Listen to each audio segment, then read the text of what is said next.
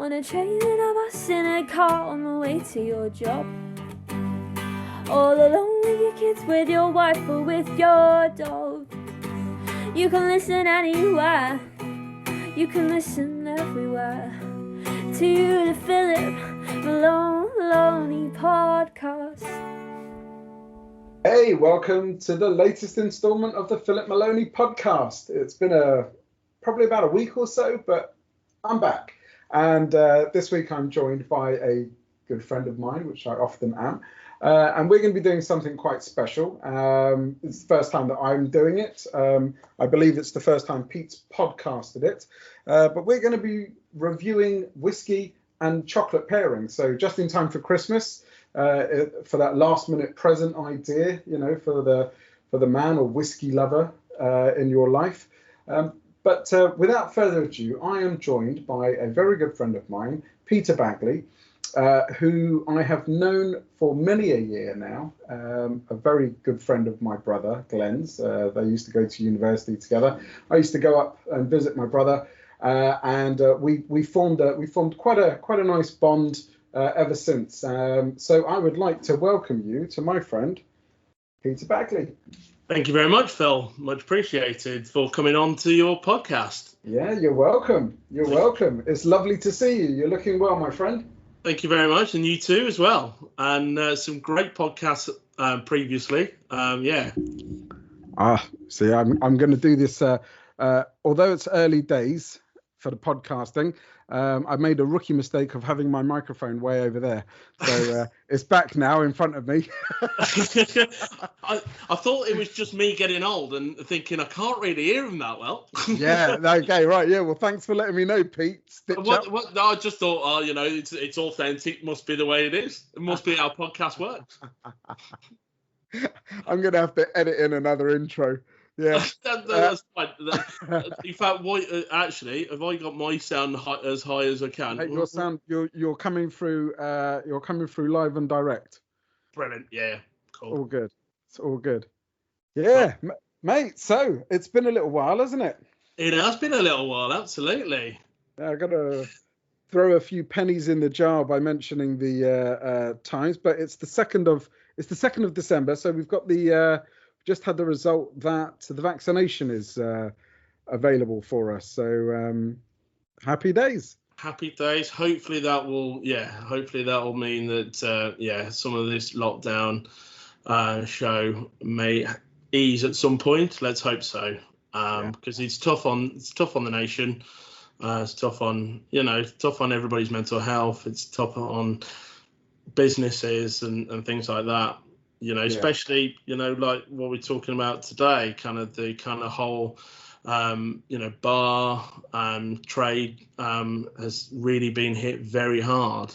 Yeah, there's so many industries that have been affected by it, but, you know, onwards and upwards on that one, mate. I think we're going to be, looks like there's a nice bit of light at the end of the tunnel with the vaccine and all the rest of it. However people feel about it, you know, rightly or wrongly, at the end of the day, we could all be running around with polio if it wasn't for vaccines. So, you know, it's not such a bad thing. Absolutely. Although I don't really fancy the BCG again. That one too nice. Yeah, but hey, do you know, I think I might have even dodged the BCG. I don't even think I was in that day at school. And I haven't got the mark or anything like that, you know. Everybody who had it had a mark, right? All the other people. Yeah. And I remember people getting punched in their BCGs. That was I think it was one that did Daisy, and you had like a ring of daisies, like a ring of things, and they called it the ring of daisies or something like that. Yeah. Oh, was it like a 12, like a little? Yeah, it was a bit of a horror show, to be honest, but yeah. But hey ho, but this one hopefully will be better. And, hey, listen, maybe on the next podcast we could like review vaccinations. Yeah. How good was your vaccine? Do you want to do the Oxford one and I'll do the other one? How you feeling? How you feeling now? Is your head sort of swells? Yeah.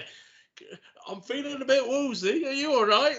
Yeah, I can imagine. All right, let's put that on silent. That's a bit unprofessional, isn't it? Yeah. So, Pete, for the people that don't know at home, you're from Wolverhampton, which you know is obviously for your sins. But God's own country. Quite a decent football team at the moment, isn't it? Beautiful. I mean, I mean, Sunday's a big match. Oh, listen. Very big match. Thanks for Jota.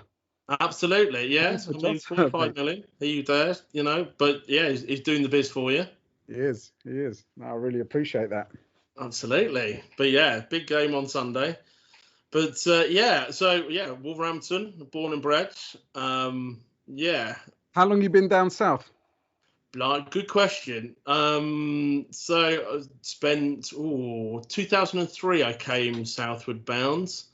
How did that go for you? Yeah, well, it was a funny old move because I finished university, so kind of Wolverhampton, and then on to Liverpool, where obviously met yourself via your bro Glenn. Great days. Liverpool is a magical place on so many different levels. Music, good experiences, and it probably shaped the way, delivering experiences is a key thing, because actually friendships, experiences come in many guises. Yeah. So, from there, I studied psychology and history, which was really good, really interesting. Try to get into many diverse psychological kind of industries. Some crazy stuff like some interviews were hilarious. But anyway, that's another one. I can't imagine a psychologist interviewing someone for a role in psychology. That must be just like that's got to be like splitting an atom, isn't it? Well, absolutely. I mean, especially when you're doing a psychological job or you're applying for a psychological job in prisons. What did he mean by that? Yeah. You sure he meant that? Yeah. Hey, do you see he was looking at me funny? I don't know if I got this job. Especially if you start going existential and asking about trees, whether they're falling in the forest. Oh, that's God. A whole different ballgame. Yeah, is the cat dead in the box? Yeah. If you can't see the box or the cat. So you went for jobs at prisons and stuff like that. You applied, or that was an interest? Yeah, I applied. Like it was criminal psychology, I suppose. Yeah, absolutely. So it was something I was really interested in. Especially around rehabilitation and things like that. Yeah. But it's a real hard game to go in, and interviews for like 5-6 hours long. Yeah. With major kind of psychological therapy sessions. So it was, but then, I didn't get it. But that meant that I then started volunteering in a housing charity, basically for like homeless and people who hadn't jobs and things like that, and needed food and company effectively. Oh, that's fantastic. Yeah. So you've been doing that for how long?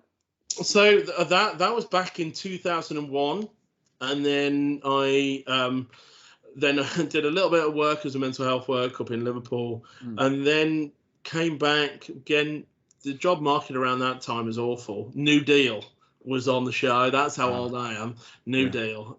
That was a bit of a horror show, and then headed down to London because I applied for a job, and I thought.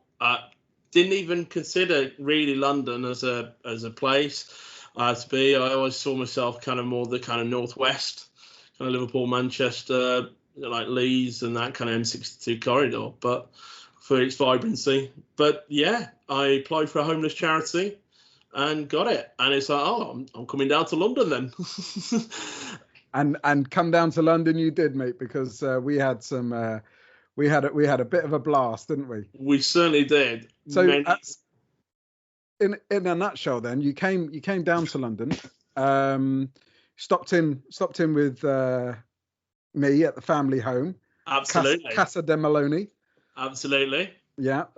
So obviously that had all the bells and whistles. You were well fed and taken care of by Mr. and Mrs. Malowney Senior. Absolutely. Yeah. So that's many a great time there. Yeah, that's always a good a good little bit of hospitality there. Absolutely. And then I remember you crashing your car on the A406. No, the A40. Yeah, the A40, absolutely. Unfortunately, I also had a bit of an incident on the 406 as well. That kind of around Ealing's a bit of a nightmare. Yeah.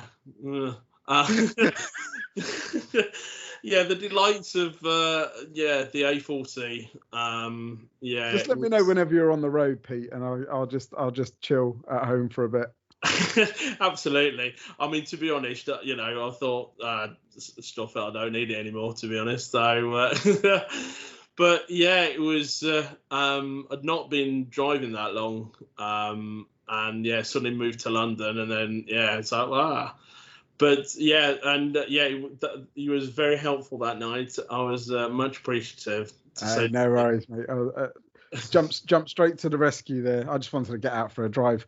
Oh well, absolutely. Yeah. So look, we've got no real format for this, but I think the what, if you don't mind, maybe give us a little rundown of the whiskies that we're doing. Yep. Bit of a high level overview. You don't have to go through it all because we'll go through them individually as we chat. Absolutely, and what we can do is as well with hopefully with the podcast as well, be able to maybe put some kind of little kind of maps and stuff that I've put out as well. Yeah. So we can put that out, so you'll get a little bit more info than maybe what you'll get directly on the podcast. But first and foremost, I thought what we go is that we'll kind of like mix it up already to start off with and go a bit of Cotswolds. Okay, so that's number one. That's number one. So Cotswolds kicked off late 2013/2014. That's when they started distilling. So it's a very young distillery, based in the middle of the heartlands of Cotswold. Beautiful surroundings. They are, for such a distillery that's literally just kicked off. They kicked off by doing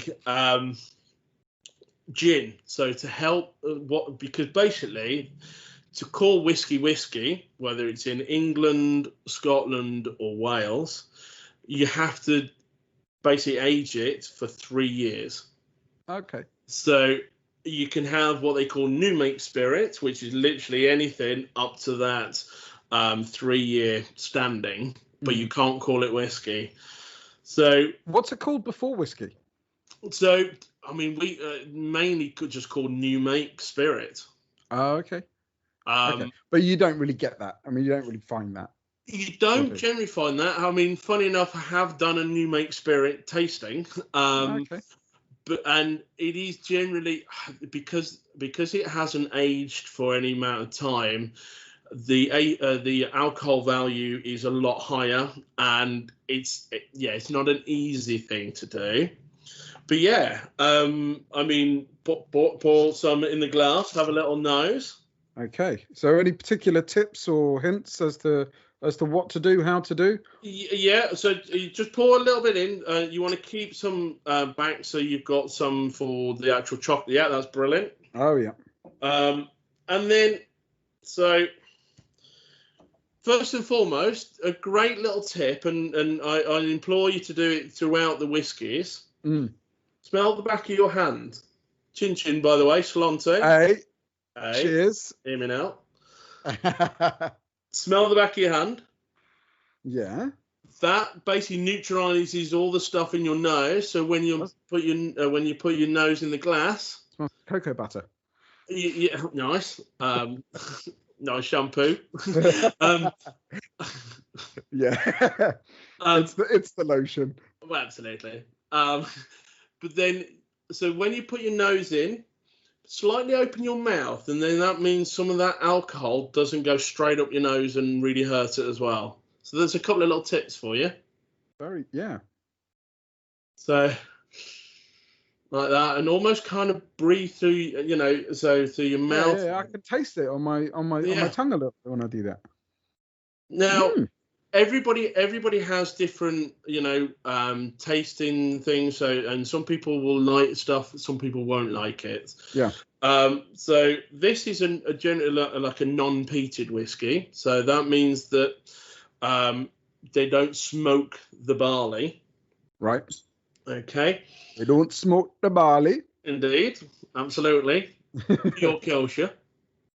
Okay. So just say, do you smell anything particularly? Well, so far, I smell whiskey, right? Good.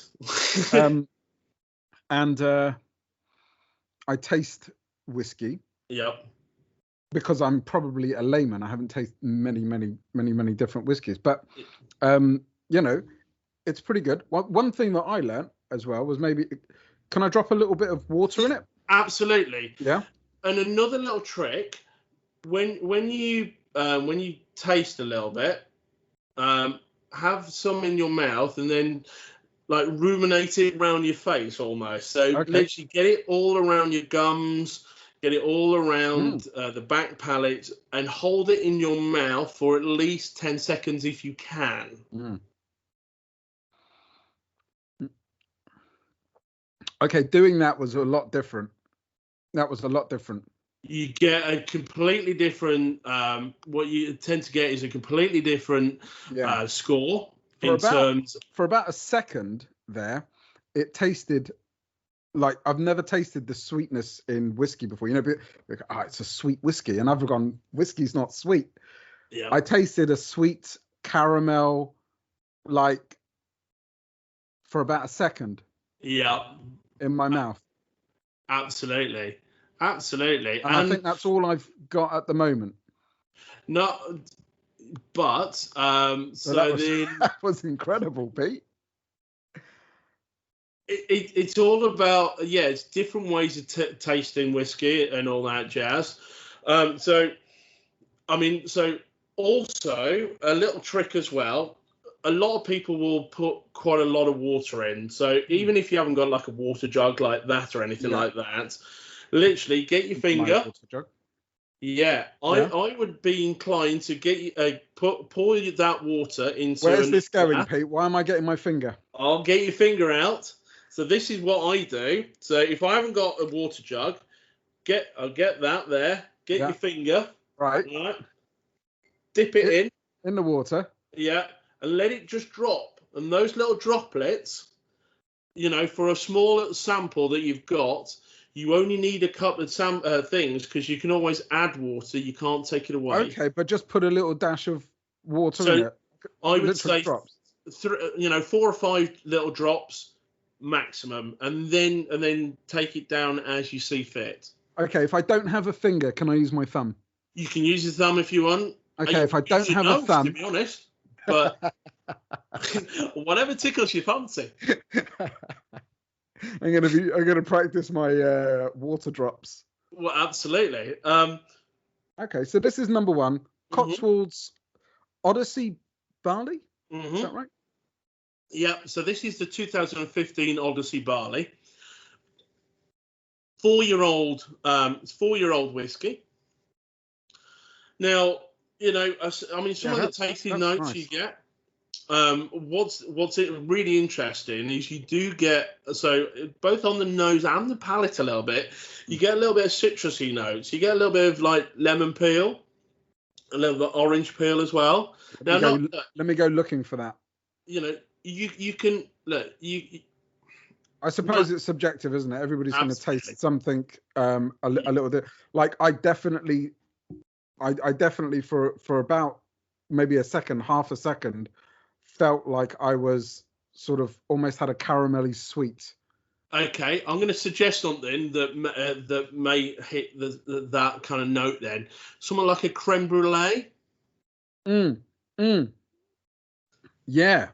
Yeah, very much like a creme brulee. I love creme brulee. I love creme brulee as well, and this is why I absolutely love this whiskey, because it gives me that kind of nice creamy. I am on an education path here.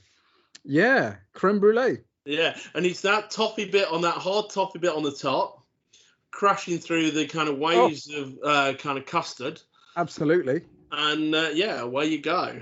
And this is why, pairing with chocolate, but pairing with different foods, it can be what it can be, because you could pour that over vanilla ice cream with some kind of little orange segments and stuff like that, little berries. That's a pudding in itself, Wow. Yeah. I just don't cook enough with whiskey. I don't even really cook that much with alcohol. You don't even need to cook. If I'm honest, you just need to get a scoop of ice cream on there, and some whiskey. Boom shakalak. That's all you need. Light it? No, because it burns if you the want alcohol. No. Yeah, unless you go doing the baked Alaska, that's a whole different ballgame. Oh, that's brilliant. Now I wonder if we should introduce a little bit of chocolate options into number one. Absolutely. So, to be honest, the two that really kind of suits this really well. Absolutely. How delightful! Isn't that great? Do you know there's a 16-year-old girl and a partner in this household who are going absolutely beside themselves, because I picked these up about a week ago. Yeah. And they're like, when are you doing that podcast? And when is it going to be over? And when can we eat the chocolate? Yeah. So they're chomping on the bits. So if you start on the salted caramel. Salted caramel. Okay. Just for the caramel. Okay, so that's the salted caramel there. Delightful. Bada bing, bada boom. Salted caramel. But we've also got, which we'll Orange Intense. I think that's going to be good too. It is. Previous tastings, Orange Intense has won over quite a lot. Controversial one. Chili. All my homeboys out there. Absolutely. And that one, hazelnut. Yeah, but it's not just hazelnut. It's roasty, gnarly naughtiness. Oh yeah. We'll have a good look at that. Yeah. So they're whole hazelnuts in there. Oh yeah. All right. Absolute quality. So Brad, you can open a bit of caramel. Get open a little bit of caramel action. And this is such a good thing to do. Okay, that smells like packaging at the moment. It will open up, sunshine. It will open up. Right. So we have got. Is this salted caramel or is it just caramel?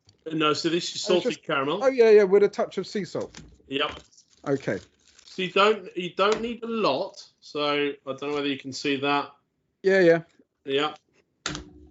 Okay, I'm only going to take a little bit because I got. There's like hawk eyes. Yeah, I was going to say exactly, and there's quite a few with that. Yeah, brilliant, fantastic. Okay, so this is the orange one, and I've got a bit more whiskey in here. So have you gone for the salted caramel one? Yeah. Oh, that smells. Yeah. Brilliant. Okay. Put it in your mouth, but don't swallow it. Basically, get it all kind of warm and moist, steady. And then before you swallow, we're going to integrate the whiskey with it as well. Right. Okay. So I'm going to warm this up in my mouth. Yeah. So have it kind of all around.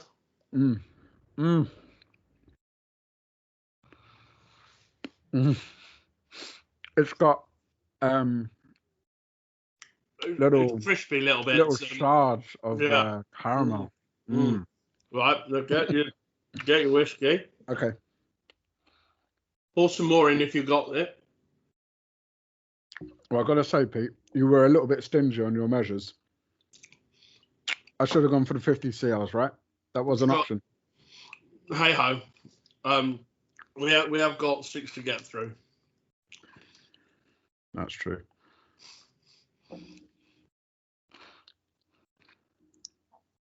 Let's have another go at that.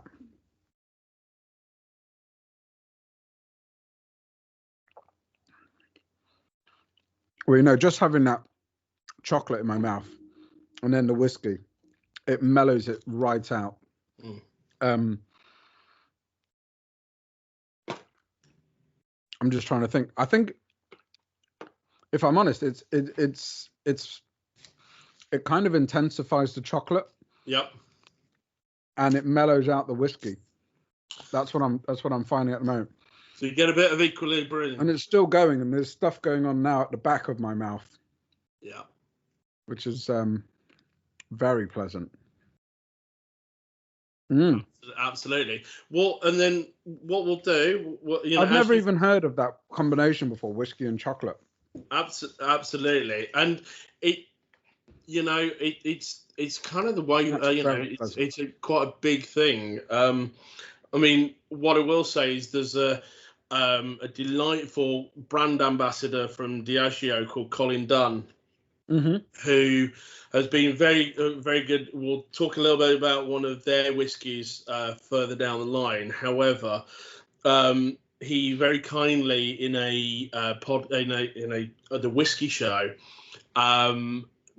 shared with me and a few others a lovely, basically, PDF of food pairing and whiskey, right? And which basically covers everything from curry to Indonesian to Malaysian to English, and the combinations there are infinite. Yeah, I think people don't give that enough thought, do they? I mean, you think food, you think wine. Maybe you think something that's really big at the moment, and again, there's some real purveyors, thankfully, that are changing the whole. So historically, whiskey has always been, well, historically, unfortunately, there's this archaic thing that whiskey means old men or men of a certain ilk. Basically, that's it. Nothing else matters. Yeah. Now we get in some of the best malt masters, highest end people within the whiskey trade that are women, that are fantastic ambassadors for both the whiskey trade and lovers of whiskey. Yeah. And what's lovely is, going to taste. It's quite a Western. It's quite a Western thing.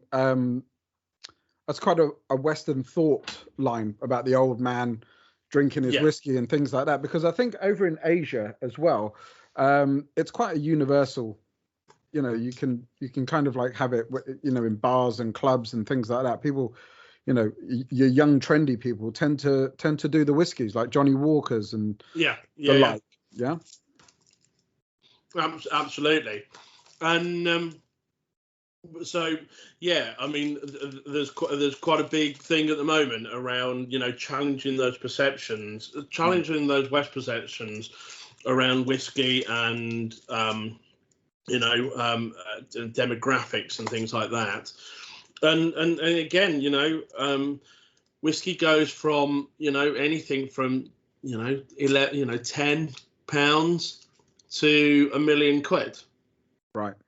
£1 million, £1 million bottle of whiskey. Is that for is that for a whole barrel? No. So the most expensive whiskey I think was a 1950. So either 1953 or 1956 Macallan.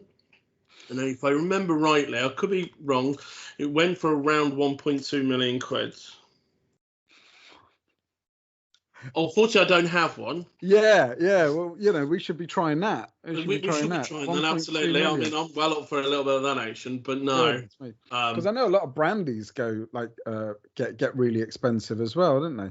They do, but not for the same, not quite the same echelon. They certainly go for a lot. I mean, I've been very fortunate over the couple of years that I've kind of been with so the kind of journey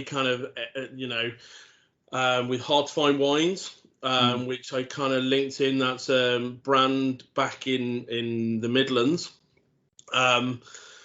Hard to Find Wines. Okay. So Hard to Find Wines and Tim Hodgkin. So basically Mark Davies and Tim Hodgkinson. Tim owned a pub at the time called the Woodman. Rocked up, met people and had like dinners there and whatnot as they came up from London.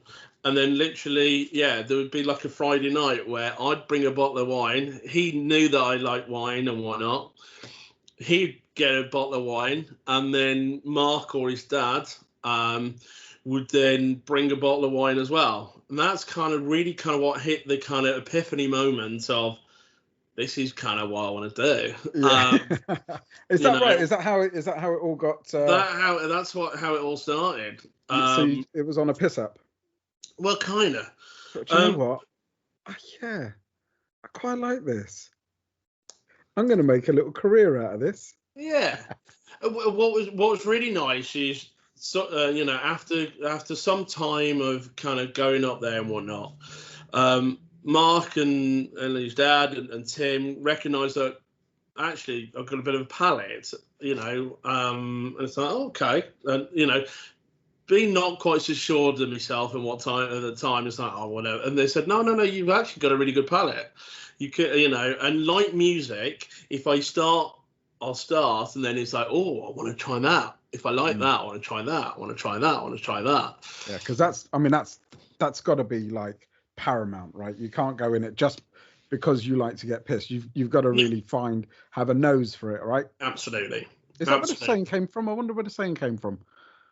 To have a nose for something. But certainly with whiskey, you have to get your nose right in it, kind of thing. And with wine as well. As it's all about the aromas. Just going into something, you lose so much of that experience. Yeah. Because your nose then actually quite often then dictates to your palate as well. So if you hold your nose and drink whiskey, you'll have a very different experience than if you don't and you actually nose it. Yeah. Hey, so why don't we why don't we crack on? Absolutely. I was just thinking, to number two. Well, before we go on to number two, as you've got a tiny little samplage. Yes. What have I done with it? Okay. So I need to top that up a little bit more. Absolutely. Yeah. So top that up. Now, if you went with a salted caramel the first time, okay, change the chocolate. I'm going to ask you to go on to the. I'm going to ask you to go on to the delightful Orange Intense. Orange Intense, yeah. Okay, come on in.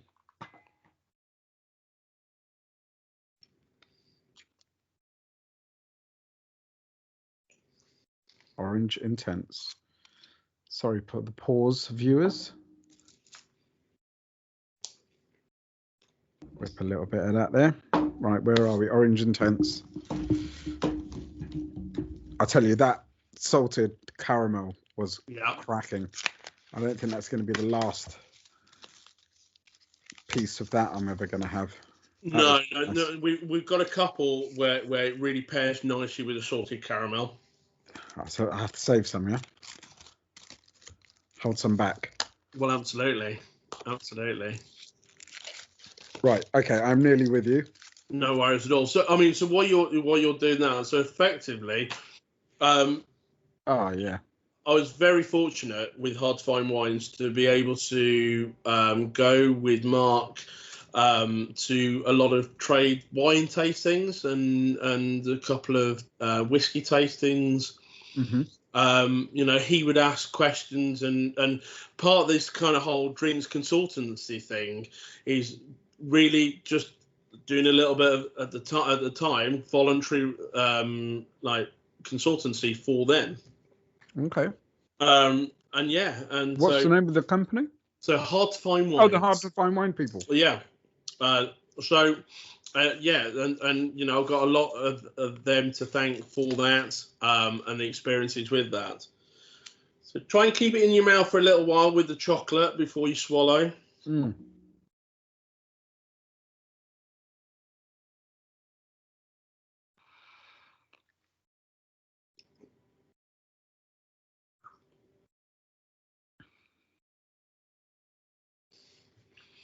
Again, it just mellows out the whiskey completely. I'd almost, okay, this might sound a bit bizarre, but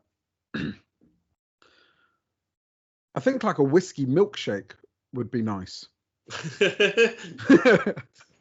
Absolutely. Like I'm really thinking it's got the chocolate creaminess and all the rest of it, and then the alcohol heat coming through as well. Absolutely. I can almost feel myself sort of it's almost like a milkshake. Yeah, absolutely. Like kind of almost like a citrusy milkshake because Yeah, it's got because of the orange and and the orange and the kind of lemon in kind of both the whiskey and the chocolate. Yeah. Complement, but they actually somehow kind of almost they intensify it, but not in a bad way, so it doesn't overplay it. So yeah, I'm trying to try a bit of chocolate by itself just to see if I missed anything with the whiskey. He says. Absolutely, you got to get in it, haven't you? No, I just want to see how the orange is by itself with the chocolate, because so the whiskey really complemented it. It really did complement it, and because I think it almost sort of like they almost kind of balanced each other a little bit, because the orange just in the chocolate is very zingy, but that coupled with the whiskey, which is weird because the whiskey, although I didn't really get the citrus notes from it, as you said, I got more of a caramel type flavor. It brought it down a little bit, so I could really feel that happening in my mouth. Now I don't have an allegiance or anything like that. I don't have any a background or history to it. That's just exactly what's happening to me real time. Absolutely. Which was interesting. More. We want more. No worries at all. So the second one we've got is the Glenfiddich 15-year-old Solera. Right. Okay. So I'm going to finish with this number one. We don't want to do any more chocolates or anything like that with it. No. That's going to be it for number one. Okay. You can get just so you're aware, so the Cotswolds you can buy online at Cotswolds, and you can get at Waitrose and some big Sainsbury's. You can get their gins from all over the place. Their gins are amazing. Go on their website. They've got they've got some really good stuff. If you sign up to their club, I think you get £5 off. It's free delivery after, I think, 25 quid. Okay. So yeah, it's well worth getting involved with them. Yeah. And if post lockdown, go and have a little visit. There's something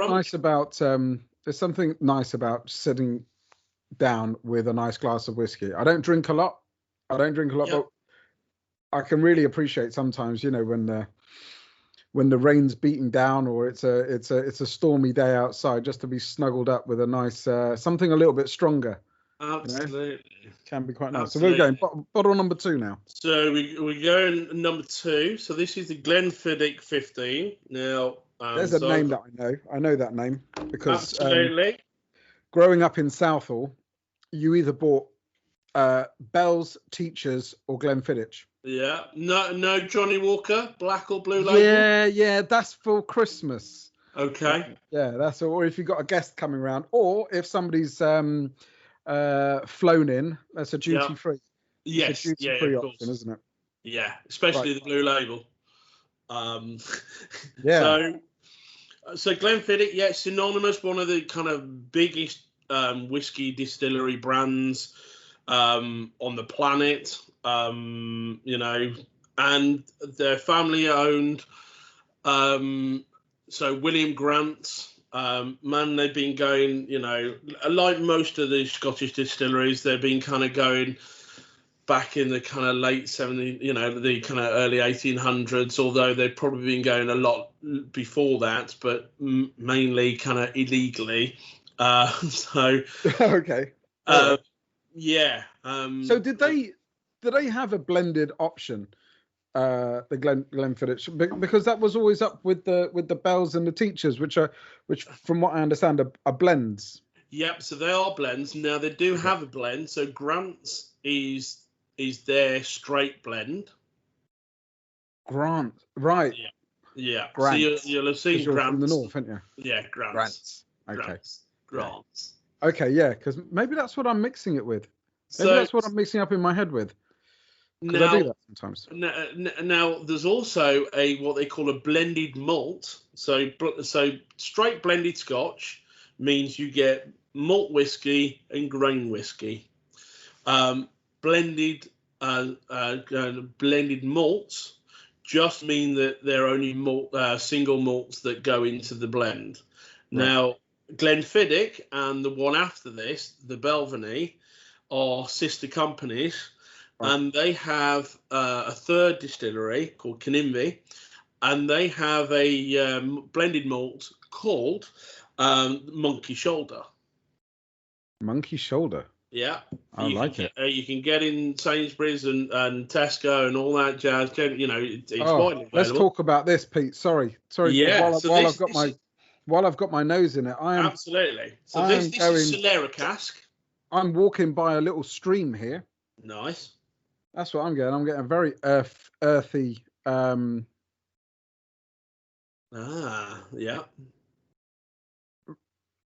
It smells a bit like. It smells a bit like a river. I don't mean to say that like a bad river, but when you walk through a river and you sort of disturb the water by the side of it, you know, by the bank almost. Yeah, that sounds so wanky, but that's exactly what I'm smelling. Right. So basically, like forest floor / dry wood. You know, it's certainly got that. Yeah. Certainly got that kind of forest floor. You know, winter / autumnal kind of forest floor action. But it's also got that kind of dried kind of raisins. So and again, kind of dried. There's a little bit of predominance of orange in there as well, but not kind of straight orange, kind of more like Satsuma kind of stuff. Okay. But as I say, that's what I'm smelling, but that doesn't mean you're necessarily. Yeah, I don't think I get that sort of complexity to it, but yeah, let it work around. So this number 2 is what again? Sorry. So this is Glenfiddich 15. Right. I had that down as number 3. Okay. Down as number 3. Okay. Are you sure this isn't the Belvenie? The Belvenie, no. So Belvenie. You've got number 2. Is it number 2 that you've got in the glass? Yeah. Okay. Cool. Number 2's in the glass. Number 2's in the glass. Okay. This is the first time Pete's done this, so it doesn't matter. Is, so, and I'm looking at your notes here as well. Okay. And it says number 2 is the Belvenie. Fair enough. So what are we thinking? Is this the Belvenie? Yeah, because absolutely. Good work. That, okay. No, that's fine. Yeah, well, you know, we all. It's a lot to get through, isn't it? Well, absolutely. I thought I'd done the Belvenie, then the Glenfiddich, then the Belvenie, but hey ho, it's always good to the Glenfiddich is up next, but this definitely has.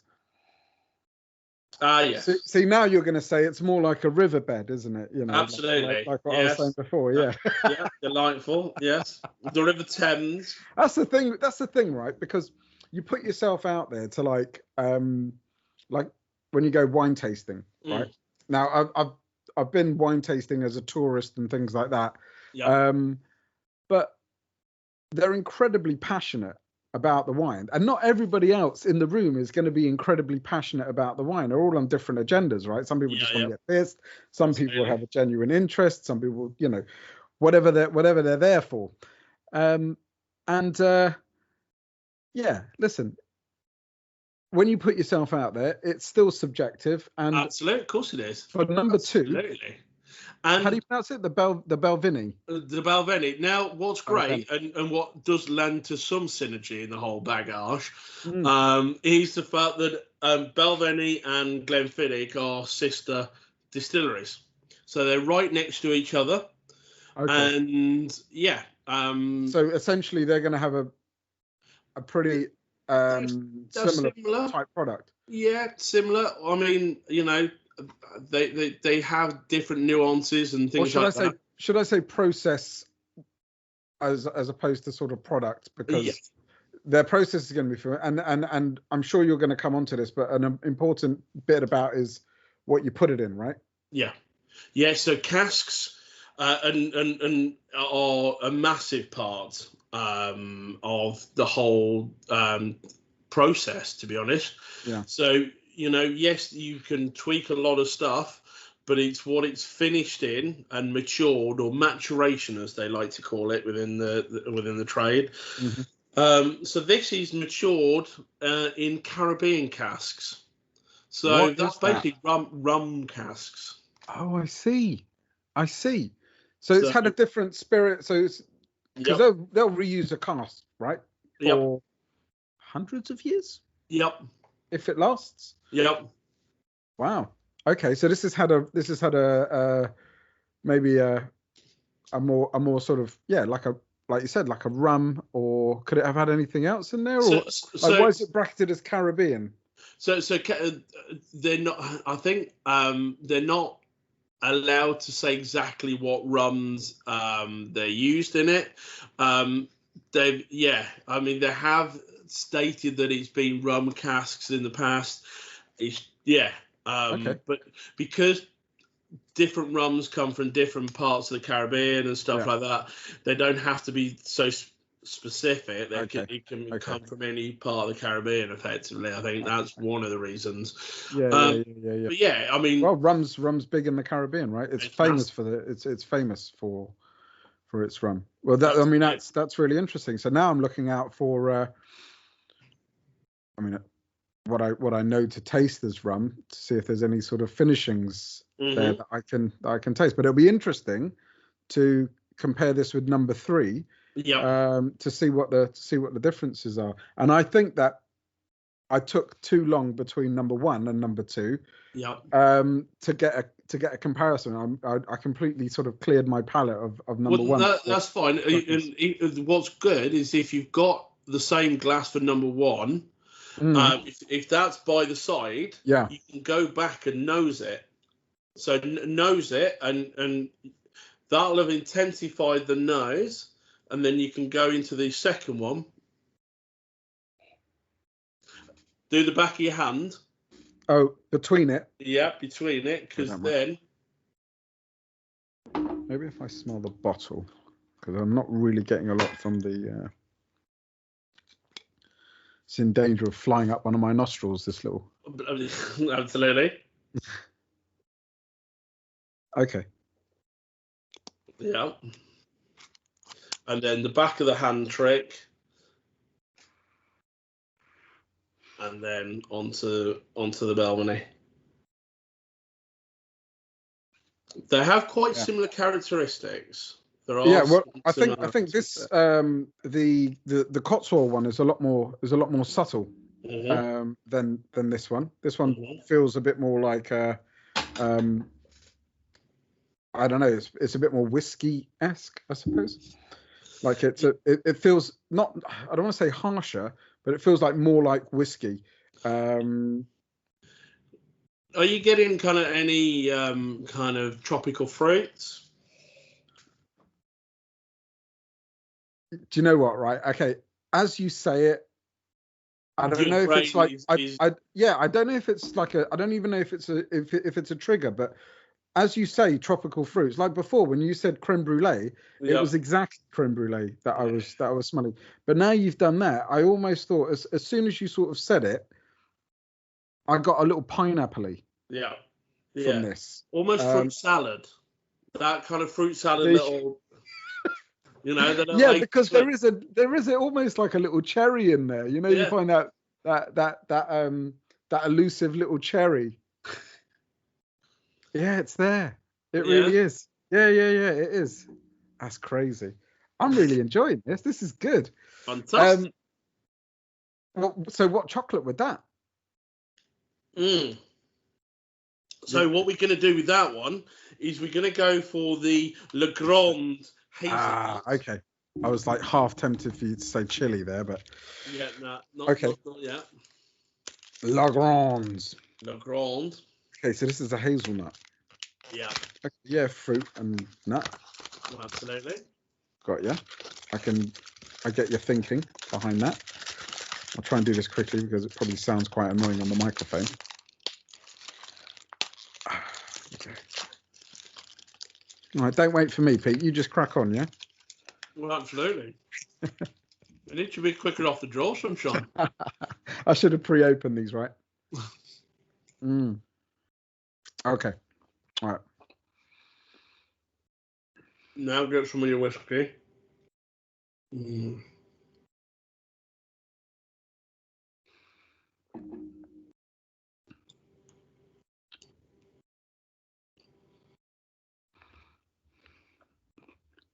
Crunch through those hazelnuts. Oh.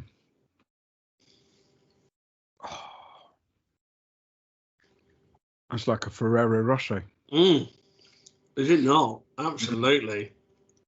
That's an adult Ferrero Rocher. It is, isn't it? Right, what am I getting? The hazelnut just went. Yeah. Yeah, I think that just made it all about the nut. And as usual, I've got to try a little bit of chocolate just to see what that whiskey actually did.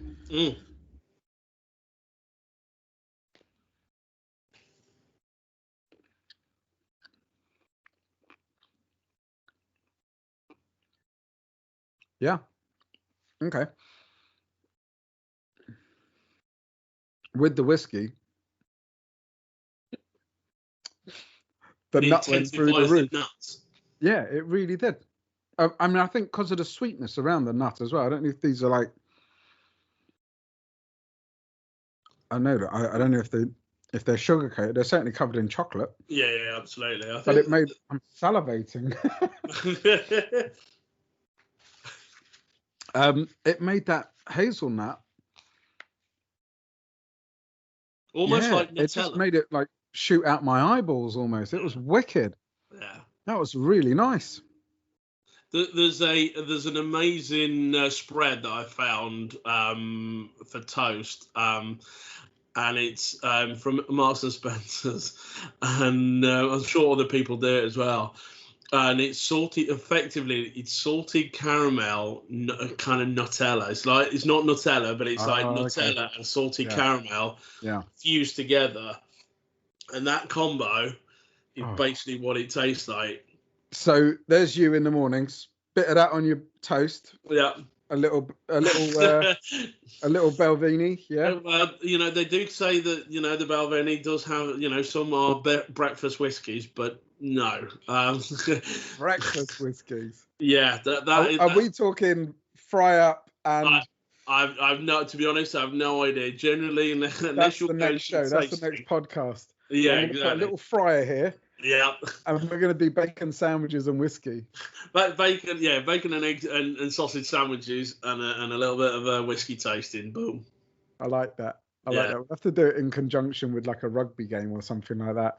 Absolutely. Let's get that going. Yeah, very much so. So I would say, why not, if you've got a little bit of whiskey left, try a little bit of the let's go for a little bit of the orange intense. Yeah, okay. I'm going to hold a little bit more back. Absolutely. Because I would like to try that because of those fruits. Yeah. And the Caribbean cast. Yep. I want to try it with some chili after. Yeah, absolutely. As well. So let's do that orange. Yeah. And then we'll see what that chili does to it after that.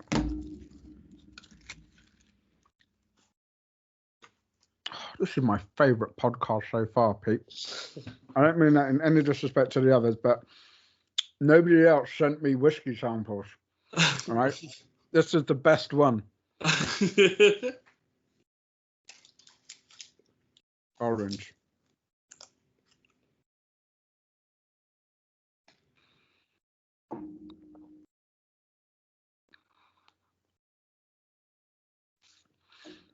I think I put a drop too much water in that. Give me 1 second. No worries. Let's do it justice.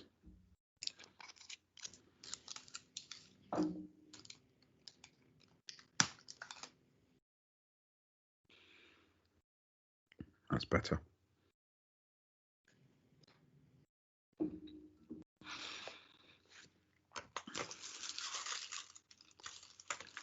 Moment's silence. What's it doing? What is it doing? Not a huge amount. if I'm really honest. No. To the orange. Yeah. That's Not why like it did with the hazelnut. That's why I wanted the hazelnut first, because that's the combo. Right. And what's interesting is when you know, because some people will be listening to this saying, "Oh, like any chocolate goes with it." Of course it does. But actually, if you then like doing kind of tasting, you can actually go, well, actually, that doesn't real hit the brief, because actually it doesn't quite go with it. Yeah. Or Well, I mean, we're not making the rules up. If people find absolutely. it, if people find it works with something different, Absolutely. that Belvenie definitely goes very well with hazelnut chocolate. Absolutely. And you wanted to try a little bit with no doubt the chili. about it. Absolutely. Going to go chili. Go a little bit of chili action. Absolutely. Quality. They're all open now. This is exciting. Whew. Okay. And you may need a little bit more time in the mouth with the chili, because the chili takes a little bit of time just to warm in the palate. Yeah. I'm sure they haven't loaded it with chili, right? Yeah. All right. Let's go a little double. I've never ever had chili chocolate before. Have you not? This is my first time. I've always, you hear about it. It's great to actually put in as a chili con carne, as a cheeky little naughty ingredient. Mole type Mexican. Yeah. Cocoa. Yeah. Absolutely. I think it's called mole. Mole. Something like that.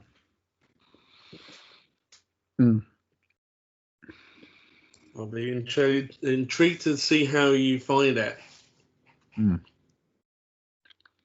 Right, now get the whiskey in.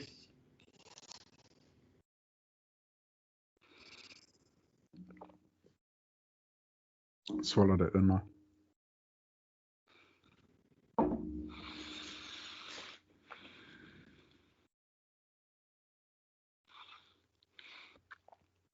And I'm intrigued to know how you find that. That really sharpened up the whiskey. And for me, it sharpened up the chili part to it as well. It intensified for me. Okay, it's now coming through. Yeah. Yeah. It kind of it gave that. The whiskey made the chocolate the chocolate hotter. I had the chocolate in my mouth for a while, and I couldn't really get the chili. Throwing the whiskey, or maybe the liquid. I don't know if it was the whiskey, to be fair, but it might have been. It probably was the whiskey, because it did it to the hazelnut. It just threw the chili all around my tongue. Absolutely, intensified it. So if you want an intense burst of chili, that's a great combination. If you want a more subtle kind of experience with the chili chocolate, then it may not be your bag. Yeah. So there you go. Bagage. This is good. I'm glad we did this, because that's because you just think, like, when I was thinking about it, I was like, okay, yeah, we're going to try some whiskeys and you're going to try some chocolate, and it's going to be whatever it is. But there is some real complexity that I'm starting to appreciate around this, and it's great. So that was number 2. That was the Belvenie. Belvenie Caribbean cask. One of my favourite distilleries, to be honest. They are. I probably have, in my collection. They're probably the ones that I have probably most of. Okay. So the next one and they're next to the Glenfiddich, right? So this is number 3. Absolutely. Yeah. So this is a 15-year-old.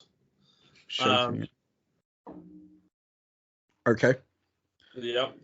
So it only had to do its thing for 3 years to become a whiskey. Yep. Is that what you said before? Yeah, that's right. So this one's been in for another 12. Yep. Why? What's the significance to that? Depending on the kind of barrel sizes, depending on the barrel types, depending on how, there's so many factors will depend of what you get at the end of it. So I think with the Glenfiddich 15, you get Solera cask, which is like quite a creamy sherry cask. Okay. But it has other casks as well that form like the part to it, and then it's kind of finished in the Solera cask. What's great is so it's not overpowering, considering it's 15 years old and whatnot. You might think, oh my word, it's going to be really intense. It's going to this, that, and the other. They manage the cask very well, so it gives a consistent flavour profile. Mm-hmm. They will also ensure that, it's consistent all the way through. It's right. For me, it's historically, and this is why it was nice to try a very young whiskey to start off with. Historically, the idea that the older the whiskey, the better the whiskey. A little bit like wine, the older the wine, the better the wine. And it's not always the case, but they will impart different flavours and different aromas. Yeah, well, look, I don't know if this is just something going on again or if it's a bit of trickery, but is there differences in the viscosity? Yeah. So some will be kind of very light and almost watery. Some will be because even just pouring this out, I felt it was like almost thicker. Yep. And that'll probably be because of the Solera, which is, I say, more of a kind of a creamy, it's a creamy sherry. Okay, well, you did say that, and I did hear it, and I'm wondering if that's why. But I think, I think it genuinely did pour a little bit more.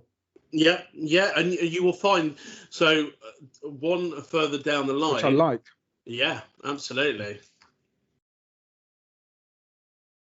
And what we're going to do with this little number is we're going to go on to the Orange Intense. We like the Orange Intense. Yeah. Just get that.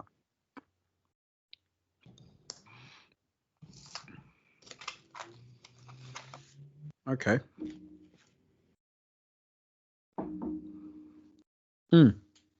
Right. Orange Intense. I don't know what I'm tasting on that one as yet, but it'll be interesting to let that move around a little bit. I think it needs a bit of time. Before you start getting the chocolate out, then. Yeah. Again, back of the hand, little jobby, and then go back into the glass. Get a nice breathing, but with your mouth slightly open. Yeah. Now, okay, and I don't want to put persuasion into your thing at all, but yeah, okay. I'm getting kind of almost kind of leather, kind of suede leather, kind of that and kind of polished leather. Now, again, it's not to everybody's, that's not to everybody, but it's like, oh, hello. That's interesting. Yeah, so I see, like, so how I kind of I don't even know how to interpret it really, but it was definitely more musky. Yeah. There's definitely more of a whiskey musk to this. And I guess you could say, but I don't identify it as leathery. Yeah. Like that, but there's definitely a more of a, I suppose if you weren't seasoned to whiskies, you'd probably say that was harsh, like a harsher type whiskey. It's not smooth. It's not. It's not sort of. It's not polished or sweet or any of those other fruity notes or what have you. It's definitely more musky. So let I say that, and I just got a big nose of cream going through. Absolutely, and what you'll find, and again, this is useful to know as well, is what you'll find is it just changes. It changes throughout the glass because it's that air getting to it that interacts.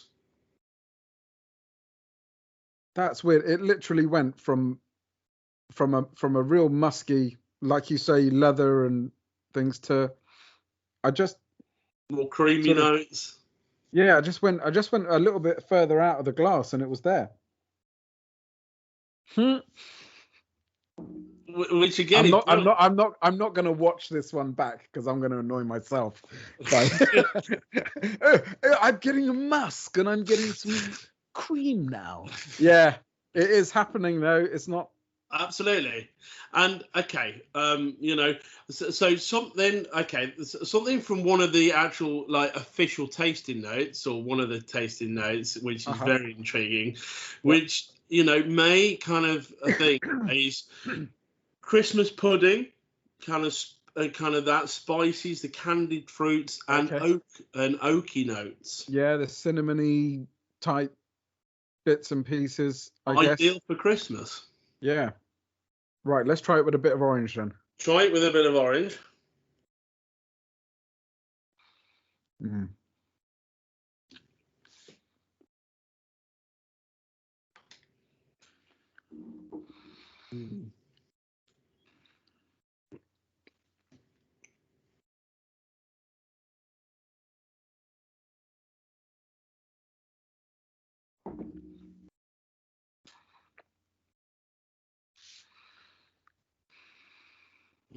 Okay.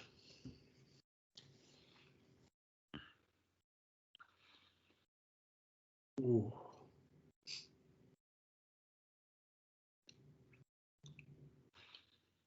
Well, it's not unpleasant.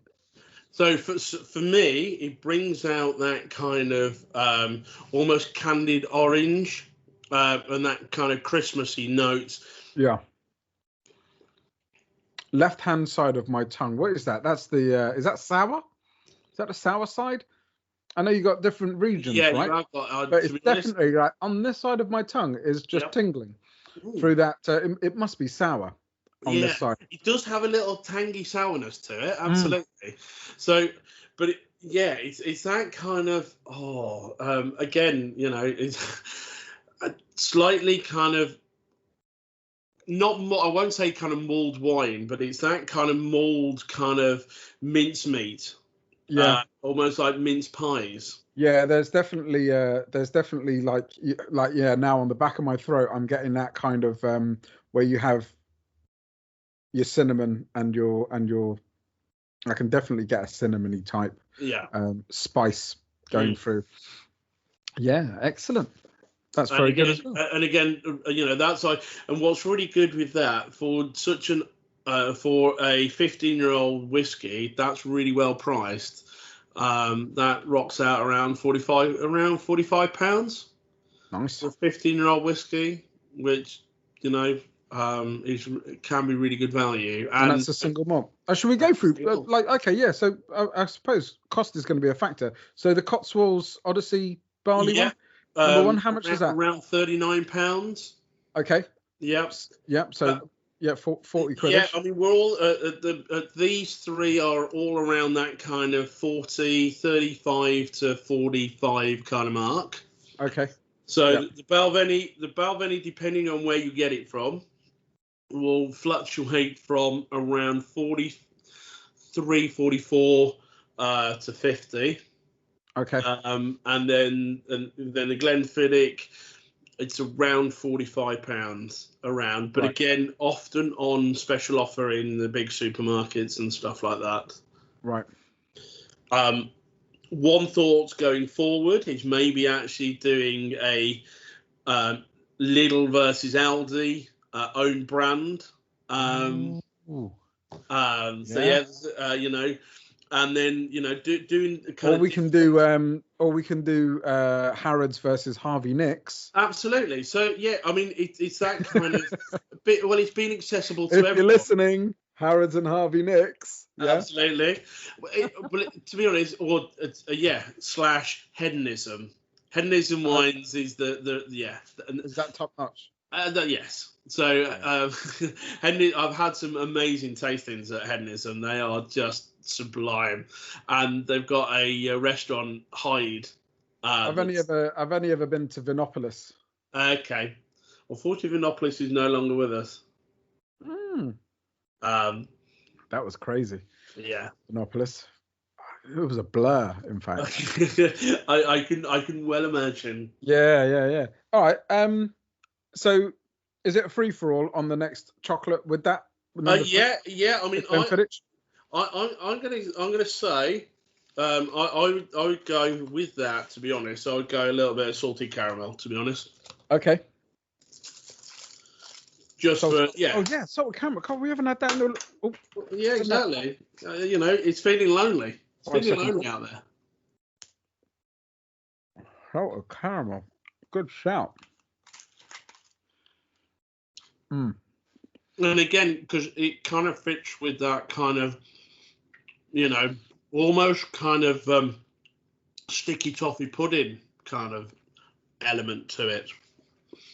So hopefully, well, let's see your verdict.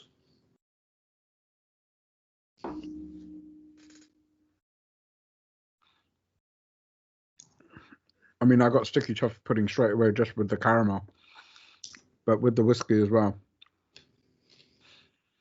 Let's see how it goes.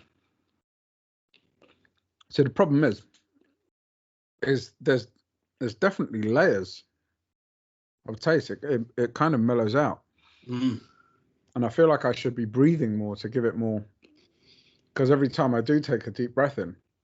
And actually, when you take a deep breath, unfortunately, it may not look brilliant on camera, but open your mouth.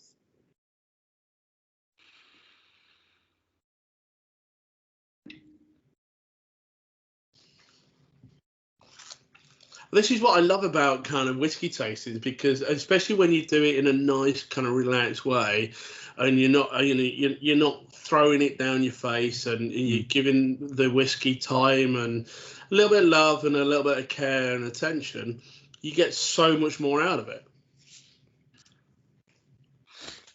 Well, I think it's done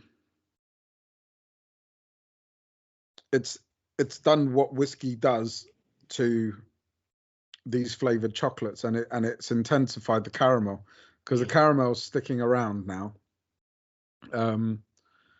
and the sort of the alcohol from the whiskey's just kind of almost pushing it around my palate in different directions, different ways. It's almost like I'm just getting different flavors of caramel. Nothing wrong with that.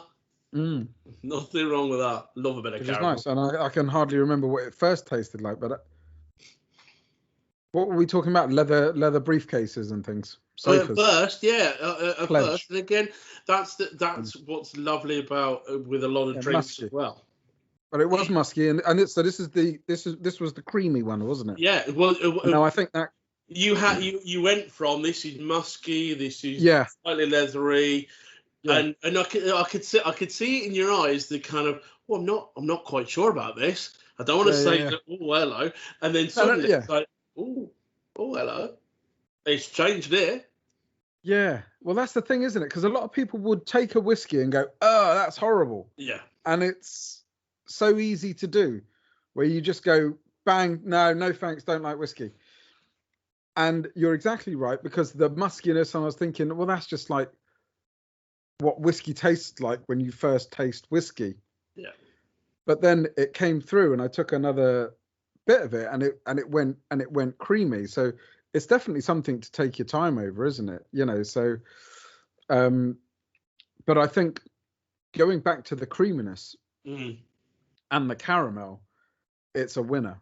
It's a winner to have that with. I mean, I would go that number 3 Glenfiddich. Yeah. With the salted caramel. Yeah. Absolutely. I almost want to keep a bit of a note as to which ones I'd have with which.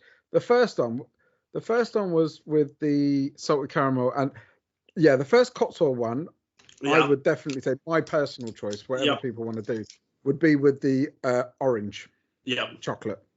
The Belvenie hazelnut all the way. Yeah. And that one is the caramel. Yeah. That Glenfiddich 15-year-old. Absolutely. And again, this is what's lovely about kind of tasting. So I mean, similar. I mean, I love the orange intense with the Cotswolds. I think the Cotswolds is really good because it does both really well. But I think the salted caramel just hits that brief a little bit more. But the Belvenie, definitely the hazelnut, just smasheroo. Delightful little bagage. And it's really weird how it does it. Yeah, I know, and know. and again, what's great is the fact that for some people, and palates are different. People, people will go, oh, well, that really worked for me. That didn't. That really worked for me. That didn't. And this is where being open, being inclusive, and just because you like that whiskey and you don't like that whiskey doesn't mean you're any better or worse. To be honest, get in it. I think. Try it. I mean, the purpose definitely, and it fits with my podcast sort of thing, is it's open. Do you know what I mean? You don't have to like it. You don't have to, try not to hate it. But if you don't like it, it doesn't really matter. And I think I'm being honest with them. They've all been whiskey, you know. So if I was to have a choice of drink, I've never really gone for whiskey as my first choice of drink when I'm out socializing. But I do have an appreciation for whiskey. So that's not to say that it just doesn't feature in my world whatsoever. Do you know what I mean? Of course it does. It does, and it should. I think for everybody to appreciate a good craft that is making whiskey.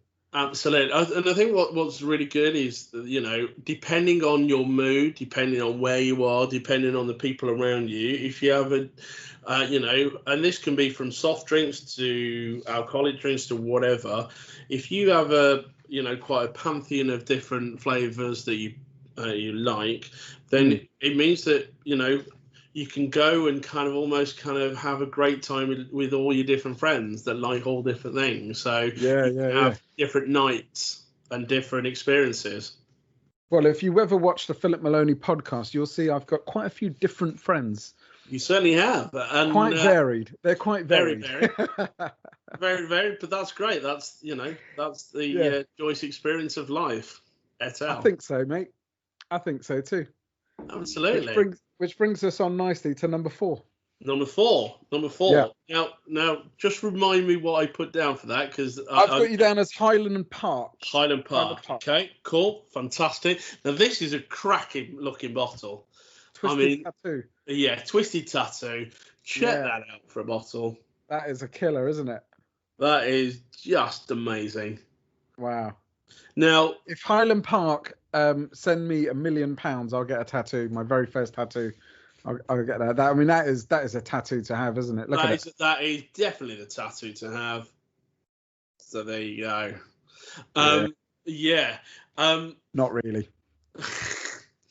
So Highland Park, Orcadian, Viking territory.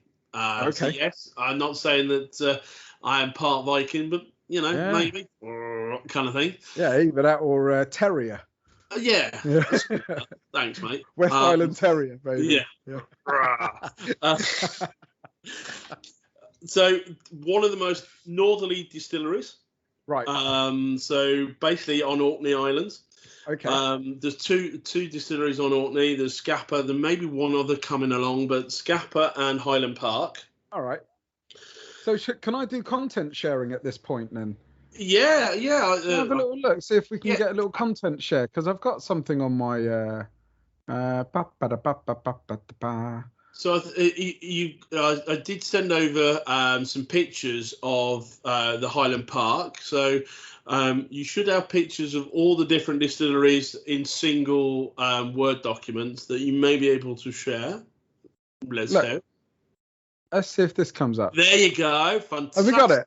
Have we got it? Yeah. Yeah. Okay. All right. So we're at the top end. I've got it here, and you're going to have to direct me. So we've got the Orkneys. So there, literally where your cursor is. Oh, Highland Park. Right. Highland okay. Park. There it is. That's fantastic. Right. I think this is a picture, so I'm not going to be able to get too interactive with it. Yeah. Okay. No, absolutely. So that's where we are now. The two that we had before, where it says Speyside, which is in the dark blue. Oh, just say left, right, up, down. Down, south of Orkney. Yeah. South again of you thing there. Yeah. Just there. That's Speyside. So where it's, okay. Yeah. So in the middle of that is so Speyside is one of the one of the big areas of Scotch whisky. Yeah. And Belvenie and Glenfiddich and the one after this one, Benrinnes, are all in Speyside. Okay. And so that's basically where all the action happens. That's some of the actions. So I'll give you a little just a little run through. So yeah, please do. So you've got Highland. So lots of people will have heard Highland. Yeah. So Highland is the one all in deep red. Okay. Let me. Yeah. So I can. I don't know if I can shrink it down. Oh yeah. Yeah. I can go in a bit more, but I don't think I can come out. You might be able to. If you go the other way. Yeah. I don't. I there think, you go. I think that's as out as I can. Right. There you go. Yeah. Okay. So we've got Highlands here in red. Yeah, sorry. Yeah, so at the bottom, very bottom, you've got Lowland. I don't know how they came up with these names. Well, absolutely. So Lowland's here at the bottom. Yeah, Highlands so that's basically just over the border. So Carlisle and kind of Carlisle's around this area here, right? And Berwick's on the other side, and then so Lowland's just north of that. Yeah. And then just north of Glasgow and Edinburgh, you start getting the Highlands. Okay. And then to the left of Highland, that kind of orange thing, that's Campbelltown. There's only, I think there's 3 or 4 distilleries on I think 4 distilleries. Okay. Yeah. I'm looking, I can see 4. Yeah. There's so you got Springbank, Hazelburn, Longrow and Glen Scotia. Right. So they're the 4 ones. Right, just to the right of Campbelltown is you've got the Isle of Arran, which is cool. Okay. That is one of the islands. Now, to the left of Campbelltown, where your cursor is right now. Yeah. Oh, that's the Isle of Arran there. Yeah, and then there is the Isle of Islay. Islay is another massive part of the whole whiskey world. Okay. Predominantly peaty whiskey, and we're actually going to be tasting a peaty whiskey, not from Islay, but obviously from Orkney. But the islands. I don't mind tasting a peaty whiskey as long as I'm not tasting Pete's wee. Yes, there's definitely none of that action. It sounded through my head. Peaty whiskey, yes. Peter's wee. Okay. Yeah, no, that's a no. Basically, peat, and it sounds a bit weird, but it's basically peat bog that they dig, which is like real clayey kind of soil that they literally burn. Which then gives off this smoky aromas and smokiness, and it basically smokes the barley. And it, depending on which peat it is, from which area, and what the chemical mineral composites and all that absolutely sort of peat. So it will depend on different kind of what the peat tastes like. I like to say there's 3 different peats. You got sweet peat, which is me, clearly. You got bonfire / barbecue kind of peat. Okay. Yeah. And then you get medicinal peat. So when I say medicinal peat, you get things like, and it is a distinctive taste, but you'll get things like, it's like a little bit iodine, it'll smell a little bit like TCP, root beer and stuff like that. Yeah, so like your star anise or your what's that other kind of like star anise? Yeah, like maybe like clove. Cloves, but also I say like it's like liquor. I mean, for me, it's not my general go-to whiskey. Lefroy is a Casian point of medicinal peat, you know, I like to say the Lefroy 10 is like licking a plaster or drinking TCP. It's not for everyone, but some people, it's a little bit Love like licking a plaster. Absolutely. I mean, you know, it's a little bit like it's like root beer. You know, some people love it. Dandelion and burdock, very similar. It's like some people love it, some people hate it. Yeah, I don't mind. It's like Marmite, you know. Yeah, it's a Marmite whiskey. I'm all right. I don't mind it, you know. Take it or leave it. Good, absolutely. So, this is this is quite a special one, really. So this is slightly limited edition. 16-year-old Highland Park. It's finished in Rioja casks, so red wine cask. Yeah, okay, I like a Rioja. So if you actually look at the colour, there's a slight reddy tinge to it. Only slight, but there's a wee little reddy tinge to it. Okay. As I say, it's only slight, but with it, with the actual smells and aromas, it's very kind of berry forward. You know. Oh, this is much different.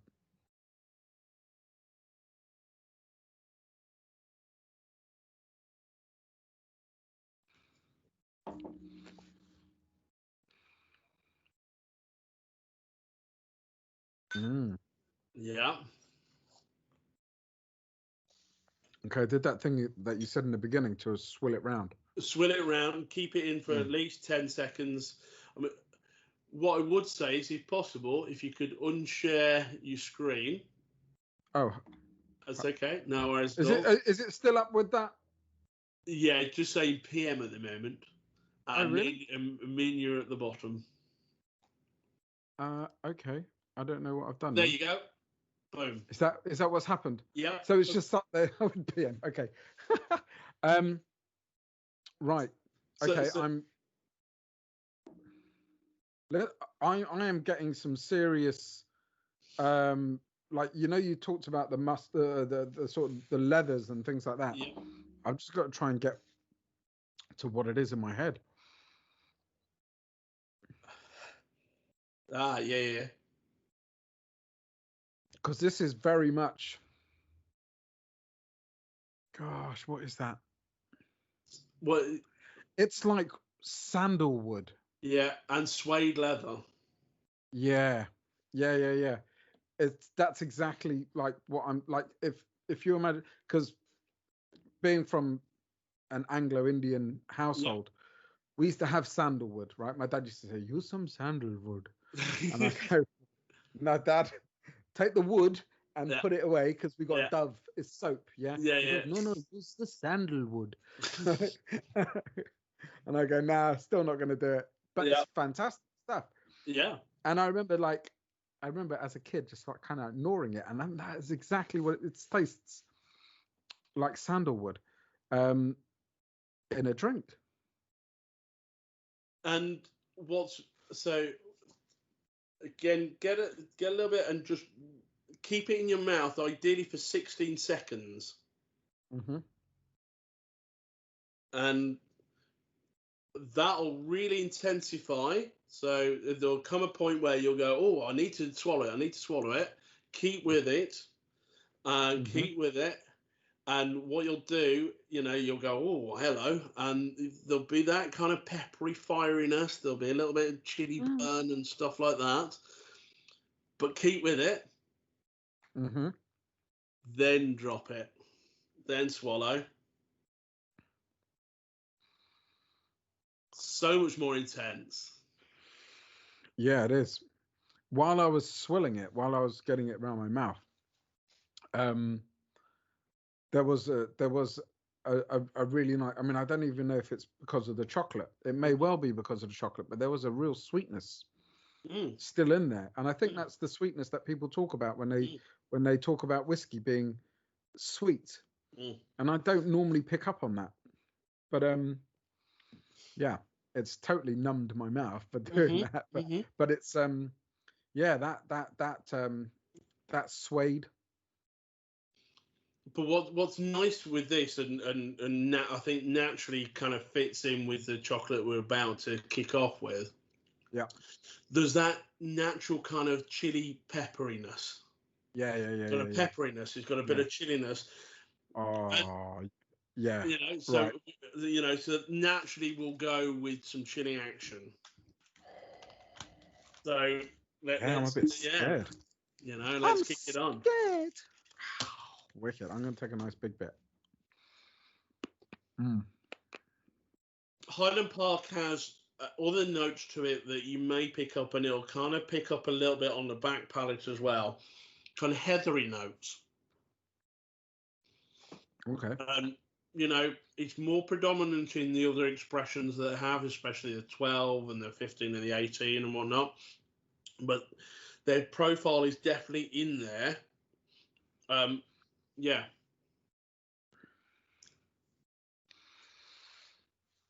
Oh.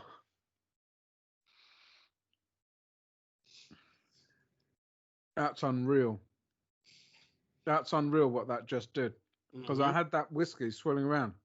And it was like, yeah, that was really intense. But then that really nearly blew my roof off. Yeah. And again, that heather note really intensifies with the chocolate and the whiskey. Pete, we're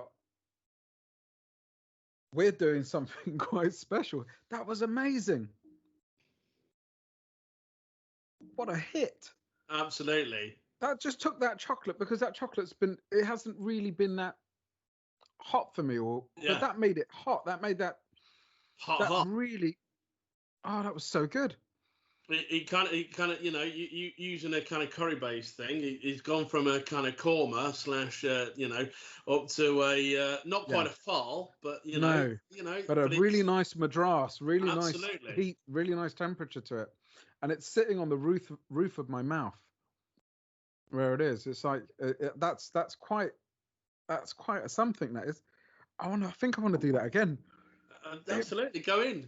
But also, what I'd say is keep just a wee minuscule, because a little bit of, I think a little bit of salted caramel would probably go well with that. Well, listen, okay. I mean, I have done it with the chili, so let's do the salted caramel. Actually, anyway. no. Okay, actually. Yeah. Let's go off piste. You know. Let's go off piste. Let's go with a little bit of hazelnut bagage. Yeah, that's probably a good shout too, isn't it? You know, let's see. You know, I haven't had a chance to kind of see what this is like with it, so it may go, may not do. But let's have a look.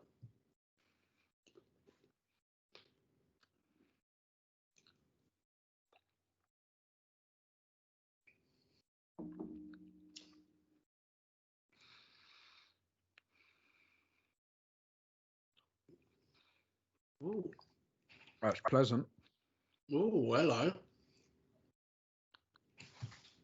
Okay, something that has just come to me that Battenberg cake. The marzipan. Yeah, the marzipan. The kind of sponginess, the kind of little bit of creaminess. Yeah. Yeah. Isn't that weird? Because you're just plucking these sort of senses from what you're getting in your mouth. It's like, bang, that reminds me of that. That reminds me of that. Yeah, that's really interesting. Battenberg.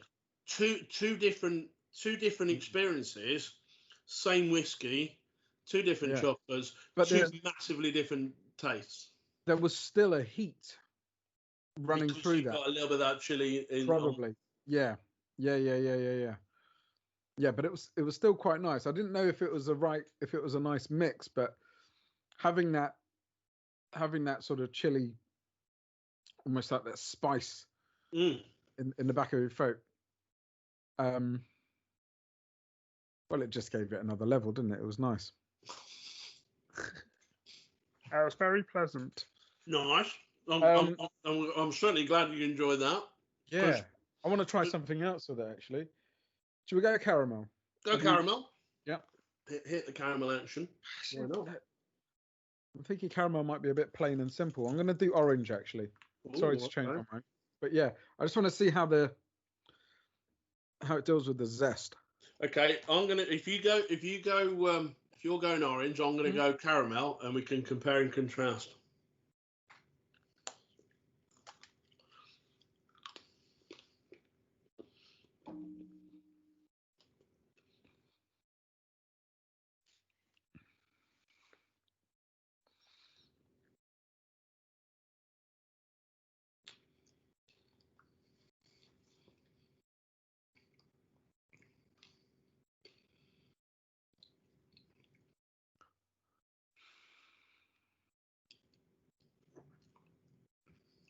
No, it did very little. There's a salted caramel, a little bit. Maybe I should have palate cleansed, but that it again. The only reason I had a slight thing of, shall I not with the orange, is not saying that orange and berries don't go well together, but they're not your natural flavour combos. Your experience with the flavour notes and things like that, and I would agree, because I don't think the orange went with that one at all. Yeah. But the chili amazing. Definitely did. Yep. And for me, just the different, that experience of that kind of marzipan and that kind of sponge kind of classic. The hazelnut, that hazelnut was a listen. again, this is a good way to have whiskey and chocolates. Well, one that so again, I want to do a bit of a big shout out to my mentor. So my mentor, Dan Short, he is another part. He actually straddles both parts of my current role within social housing. And also, so he's a social housing recruitment consultant. He came in and I was a part of a mentoring scheme. I was looking for different avenues and stuff like that, both either internally or externally within the company I was working with. And he's been brilliant at kind of giving me confidence, giving kind of avenues, giving pointers.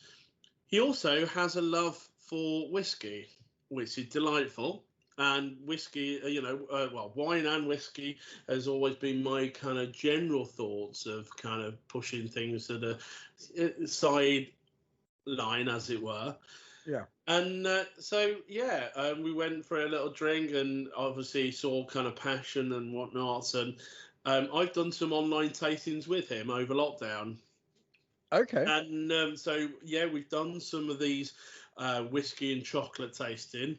We also have done a whiskey and cheese tasting. Oh, nice.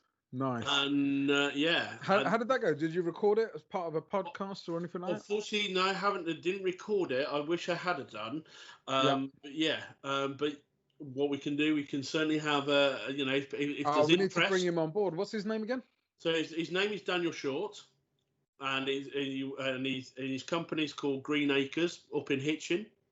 Right. But it's actually Daniel Short. You need to come on the podcast and take us through some of these cheeses and wines or whiskies. So basically, we did a whiskey and cheese tasting. I was the host. I was the main. I was the one driving it. And then Dan and I think it was two of his people that he knows came on board, and so we had a nice little synergy. Oh, well, let's do it. So again, there we go, and there's a few ideas. So, and as I say, if you're getting feedback and people kind of want ideas, I've got also from tastings that I've done, I've now got kind of wine, little wine sample bottles, so I can actually do a wine little kind of thing as well. So, I like the sound of that.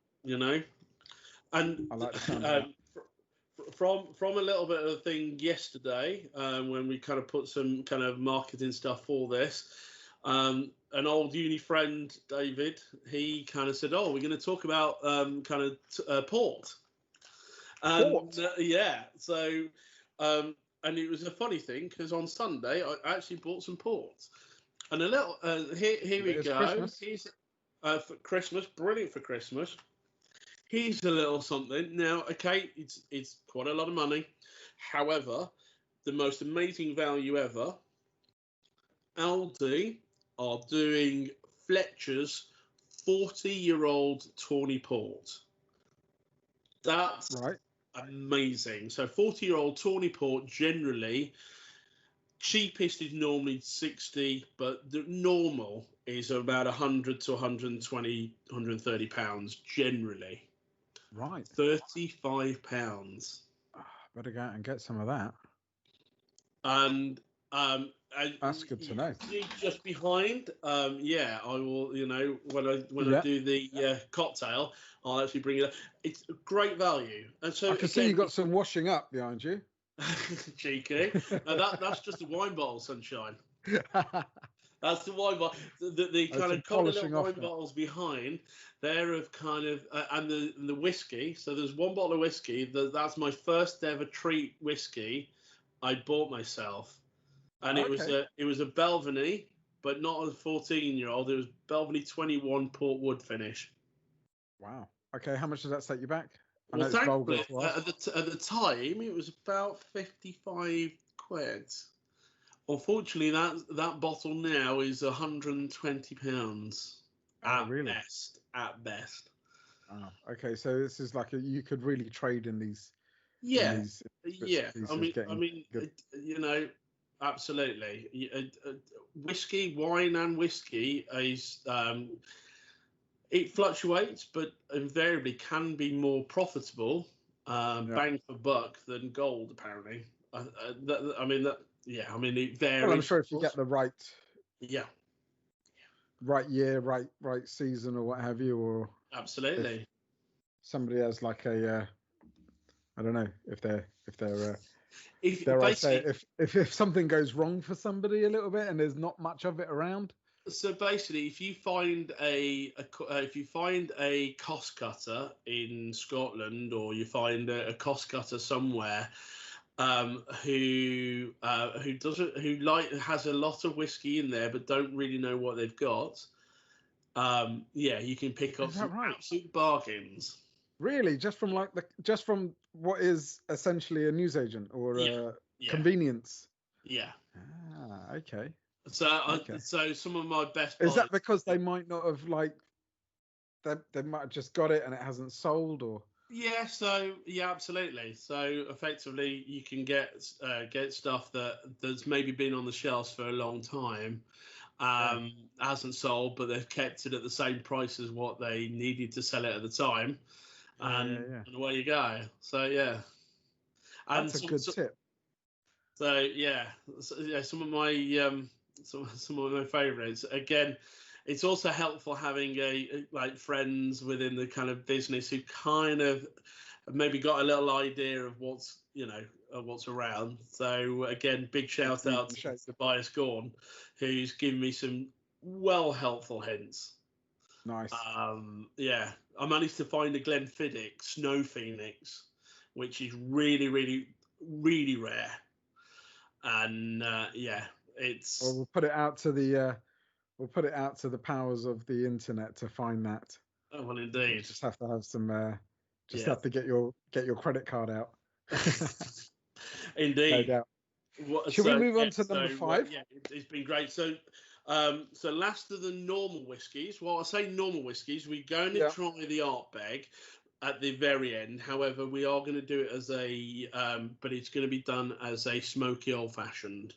But that's the last one. However, so number 5 is this delightful number. Now, this is an independent bottling. Yeah, I like the look of this bottle. It's great, isn't it? Absolutely. The artwork's brilliant. It's called That Boutique Whiskey Company. Yep. We'll have all the details to these to these distilleries. Yep, and in the details below, or if you're on Facebook, you can see it on Facebook. You can see it on Instagram as well. We put that up there today, all the hashtags and things like that. Absolutely. Yep. So the so this is Benrinnes. So Benrinnes, again, some great information given from Colin Dunn. Thank you very much for that. Predominantly goes into blended whiskies, so you won't actually find a straight Benrinnes. So like you get Glenfiddich 12, 15, 18 and 21 and all that jazz. Yep. You won't find any of that on the shelves. This generally goes into, I think their main thing is like J&B whiskey and Johnny Walker. So Okay. Diageo, they're the two blends that Johnny Walker mainly kind of rock out. Right. This is a 17-year-old, so we're talking some serious good stuff, but great value, especially when it's on offer. Yeah. There's only, I think there was 940 bottles of this, so very limited. Yes, it is more. It's more expensive than the first three. Hold that bottle up a second again. Yep. So here we go. It's a 50 centiliter, so it's not quite a full bottle. Okay, and is the colour of it? It's quite light, isn't it? Very light. Yeah. Okay, I noticed that because I this. didn't want to say it before, but I was just looking at the thing. I thought, have we got these mixed up? But Yeah, that's like, because I know the next one's a bit special, but this was it's so light. Yeah. Now you may be thinking, why are you doing it this way around? Because this is not a peated whiskey, but it is 47.6%. So it's a little bit higher in APV than the last one, just a touch. Yeah. But it stands up. It's what's really nice and so this has what I like to call in the wine trade as Burgundian filth. Burgundian filth. Yeah. So Burgundian filth is basically farmyardy, slightly sulphurous. Okay. It's got a little bit of meatiness. Basically, you're trudging around. You got ducks walking behind you. All that kind of filth. Bit like cow poo. Yeah, but in a more kind of salacious way. Okay, so a bit more like silage. Yeah. But that but you say that and people are going, I don't want to taste that. I don't want that. However, trust me, sometimes you've got to kind of be in it to win it. Yeah. So think about like white truffle. Think about, that's got that earthy kind of slightly meatiness, kind of slightly funkiness.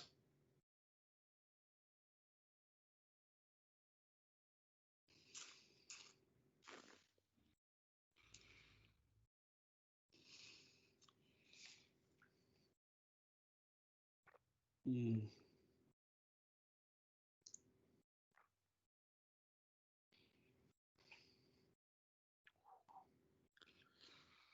So this is where I wanted to push the boundaries a little bit. I wanted to give something that you're not going to get on the old shelf, and it's going to be a little bit challenging on the palate, but also if you work with it, you get a lot out of it.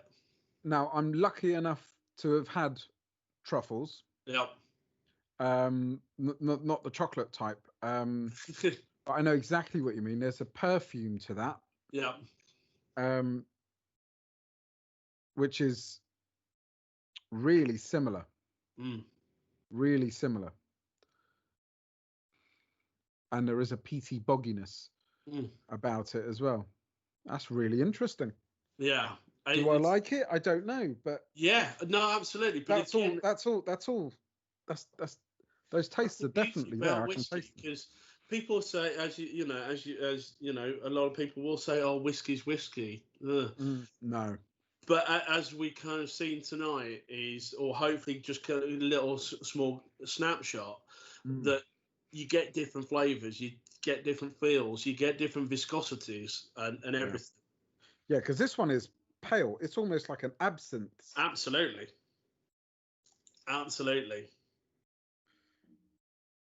Now, I'm going to go 2 different chocolates for this, if you have enough. Yeah. Yeah. So we're going to go. Okay. We're going to go salted caramel to start off with, Mm-hmm. and then we will give it a little go of the chili action at the end. My chunks of chocolate are getting bigger and bigger. Of course, standard. Mm.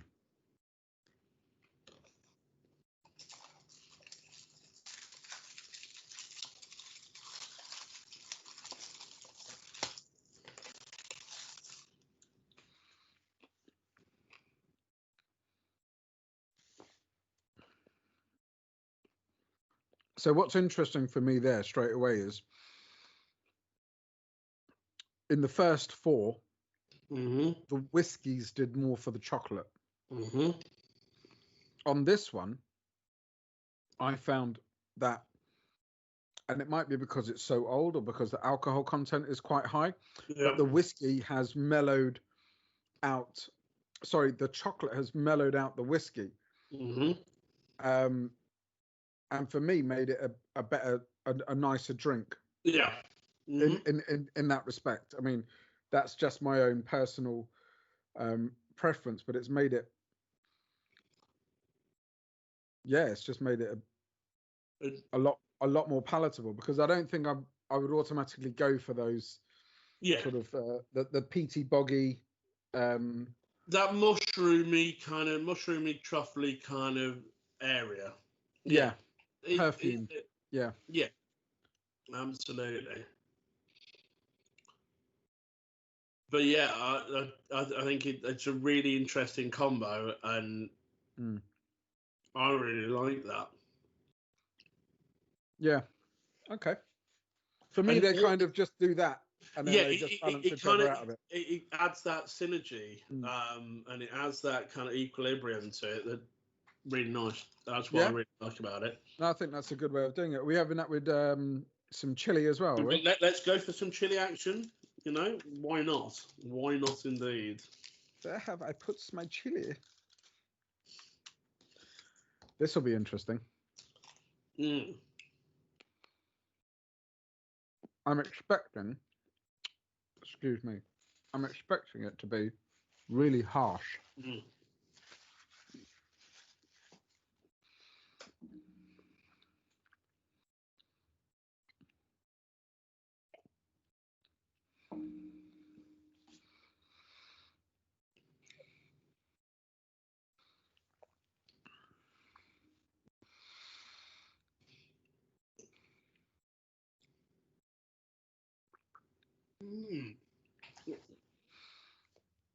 Okay. It's got the front of my tongue. Now. And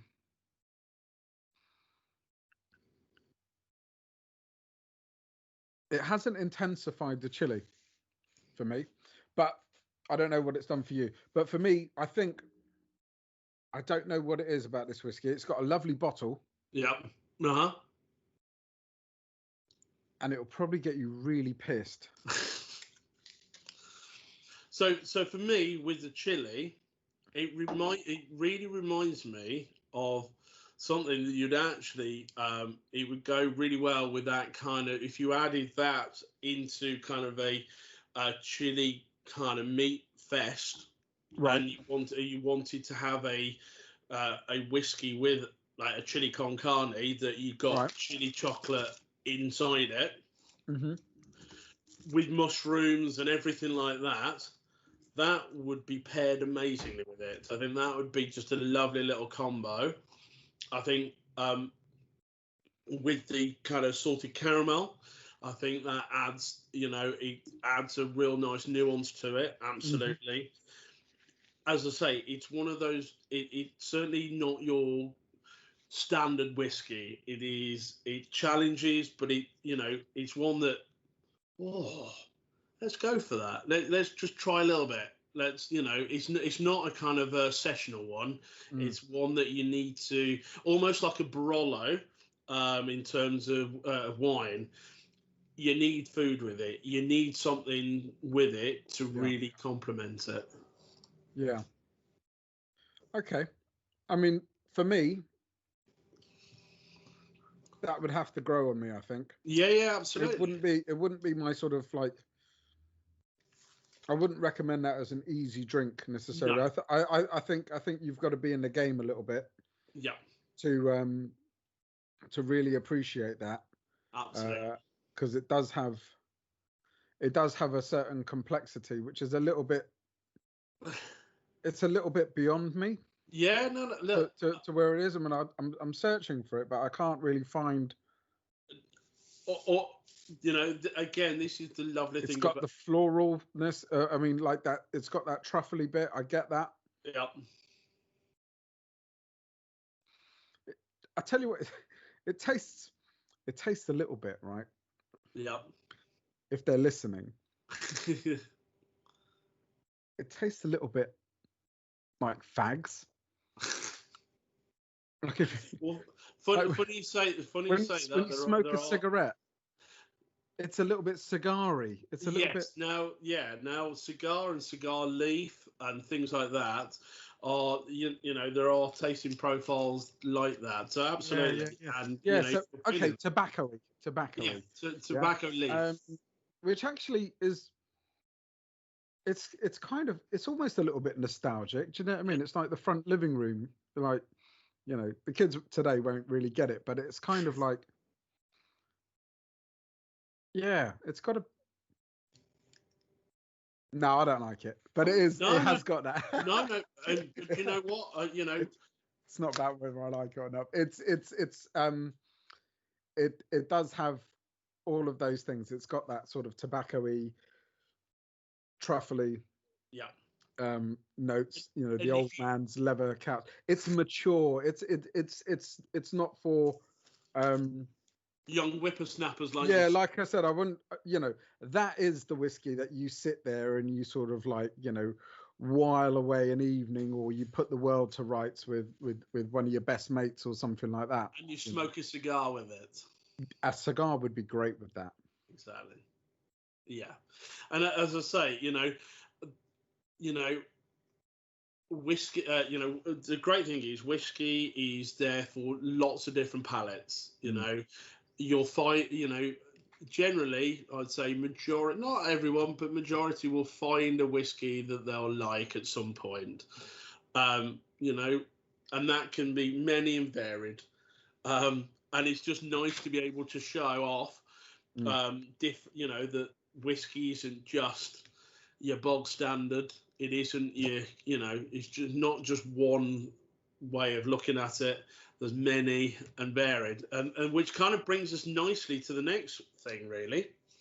What I will do, and I apologise, we'll have to get up and get it all sorted. But effectively, so our next thing. You go for it. So you've got a pre-prepared one, so you don't have to do anything. So if you do have ice, for it, great. No worries if not. So is it better over ice? Is it? Yeah, absolutely. So this is the bottle that we're using. So Argbeg Corryvrection. Yeah. It is a smoke. This is a smoky Islay whiskey. Mm-hmm. So if you thought the other one was smoky, this is intense. It's great. Let me do it justice. Yep. You talk to the people. Yep. And I'll go and get a couple of cues of ice. No worries at all. 2 ticks. No worries. If you like to do an old-fashioned, all you need is effectively big glass, some ice, spoonful of sugar, ideally brown if you've got it, no worries if not. Old-fashions generally are made with rum or bourbon, but also predominantly now, they are starting to be made with whiskey and whatnot. So what we have here is a smoky whiskey called Argbeg. It's part of the core range, but it is a wee bit expensive, unfortunately. But you can get peated whiskies across the range, so don't be put off by that. And the other two, the other thing is either orange peel, but also Angostura bitters. Right. No worries. I'm just giving a rundown of what you need for the old fashioned. So we got Angostura bitters. I'm cheating because I don't have any oranges in my place at the moment. So I'm cheating with orange bitters. Absolute delightful little number. And of course the Argbeg smoky whiskey. Now you don't have to have, if you don't like smoky whiskey, use any kind of whiskey that you like.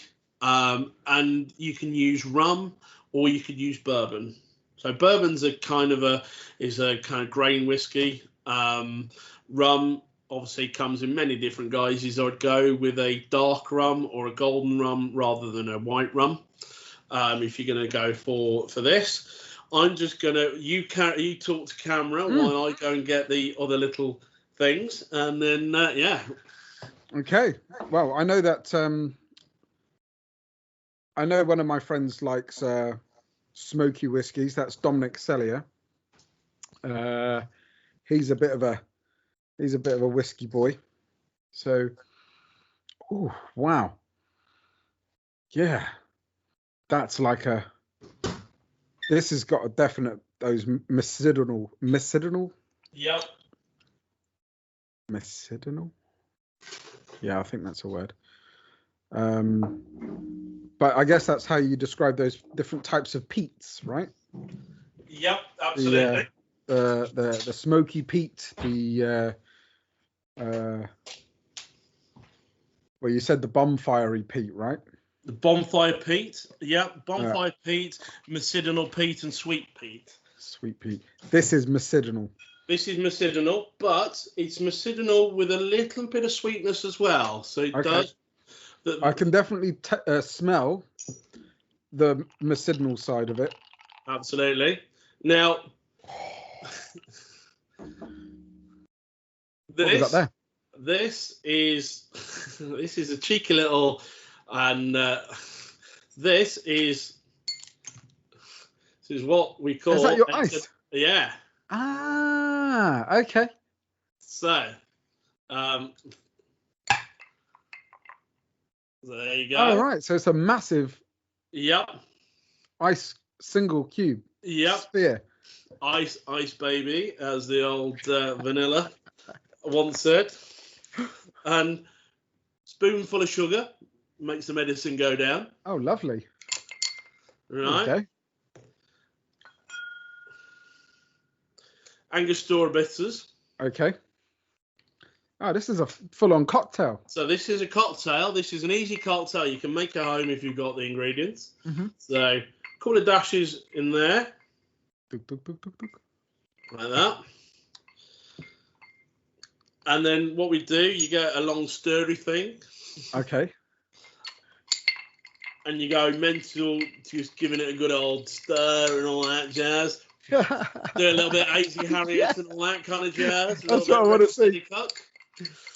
Oh yeah, a little bit of Jamie Oliver. No, I'm not getting naked on your podcast. Don't worry. Oh, cheers for that, Pete. Right, no worries. Nobody needs to see that. And then we'll carry on stirring in a minute, and then the whiskey goes in. Okay. Is mine stirred enough? Is it stirred in the post? Yeah. So I pre-stirred. I pre-made. Yeah. I think. But if you'd like to give it an extra stir, I think I should. Just because of I quite like my postman, and my postman sort of. I'd like to think he does a good job by me. Absolutely. He doesn't shake it around before I get it. Okay. Yep. I'm swelled. If you have in your pantry or something, an orange. Ah, okay. Then ideally, if you have an orange, what you'd do is you'd put some of the peel, squeeze the oils into it. Yeah. And then just wrap it around the lip of the glass. God damn it, you got me. See, I want to try this in the best way possible. 2 ticks. Yeah, get involved, absolutely.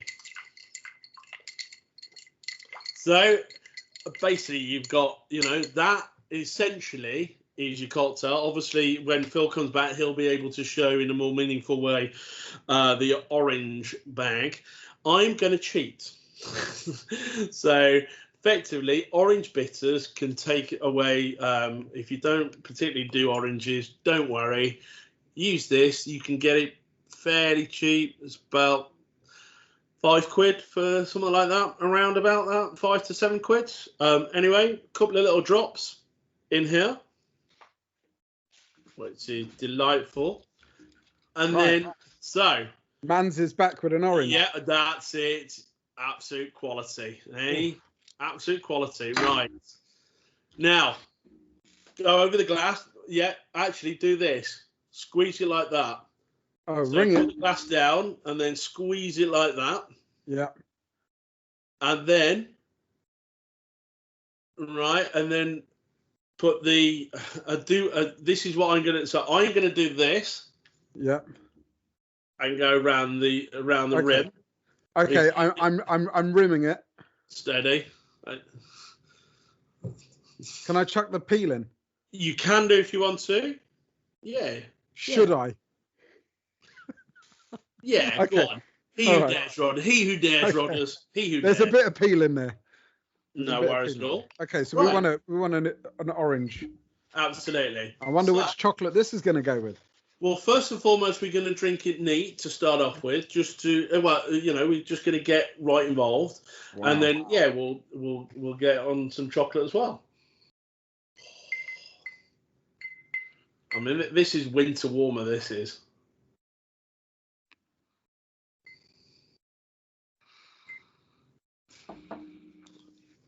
Oh, hello.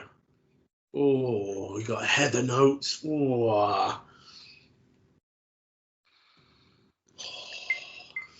Oh, that's a complicated drink right there, isn't it? It is indeed. It is indeed. Now, if it's, we've got a big whiskey there. Yeah. A massive whiskey there. If it's too much, what you can do is you can temper it down with a little bit of lemonade, soda water, something of that kind of nature. Of course, or, tonic water or something like that. Or even a little dash of water. That's one of those drinks that I tell you what this reminds me of. Have you ever heard of Disrepute, the bar?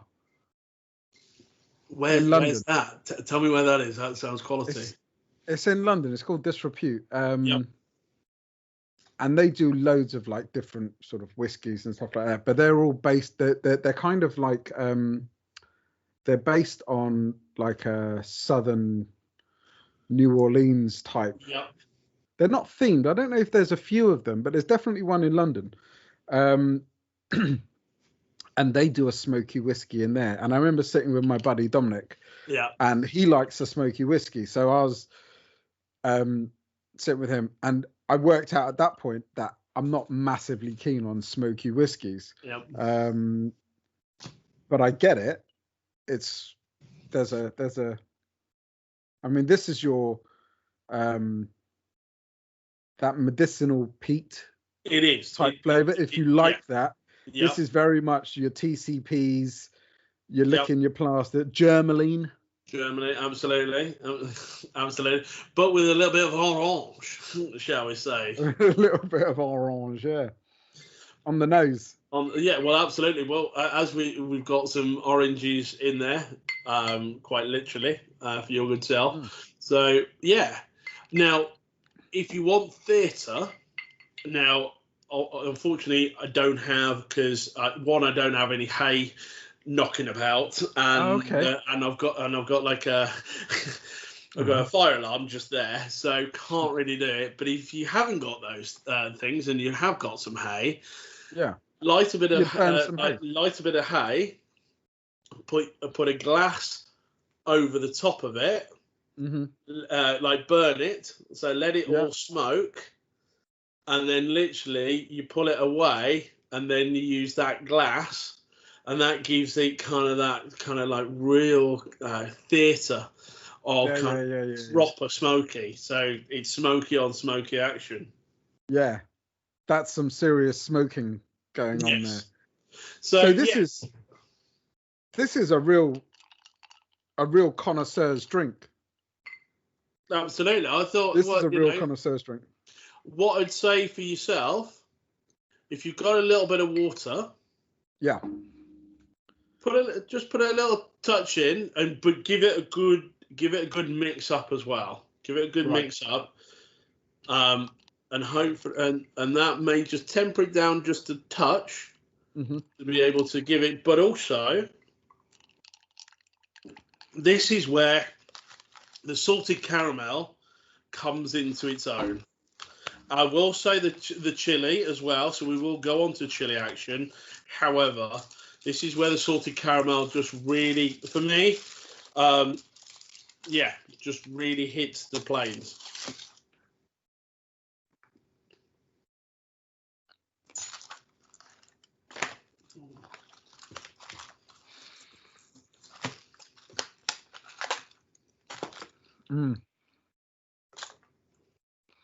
Well, thank God for salted caramel. Salted caramel helps the world go round. It does. Do you know what? Even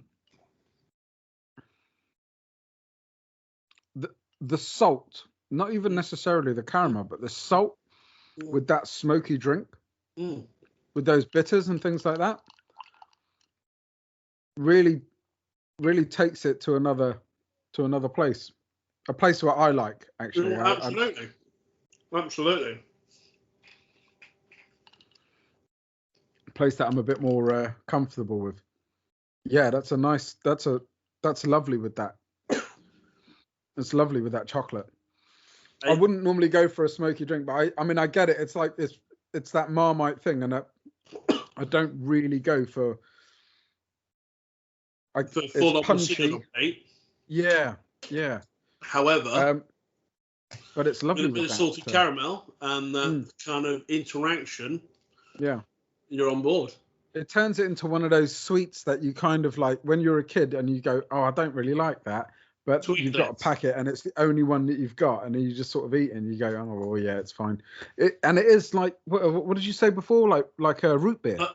Yeah, it's a little bit like root beer, but the sweets I was thinking that is like Twiglets. Literally, you go on a Twiglet and you think, oh, I can't be doing this. But after two, you can't stop. Yeah, Twiglets. Literally, it does have that sort of yeasty, Marmite-y taste to it. Very much so. Look, it's like pretty much all of these actually. I found parts of it that I do like. Yeah. And then there's other parts and you know what?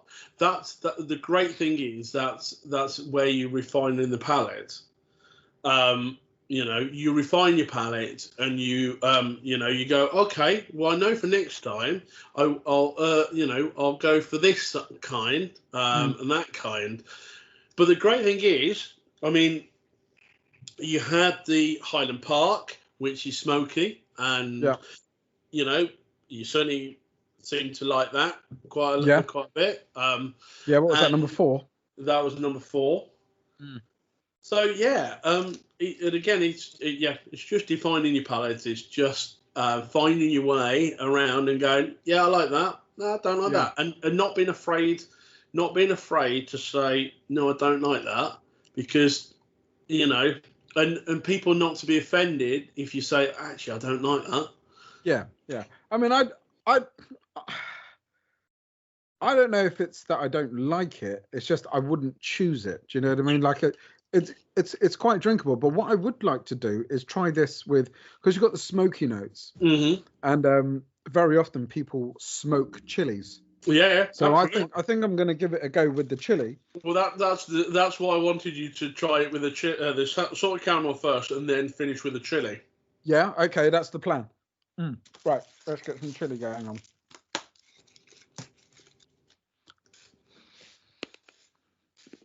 Because of all the tastings I've done, chili, really works well with peated whiskies, but also salted caramel works very well with peated whiskies. It's the interaction between the components that seem to really work well.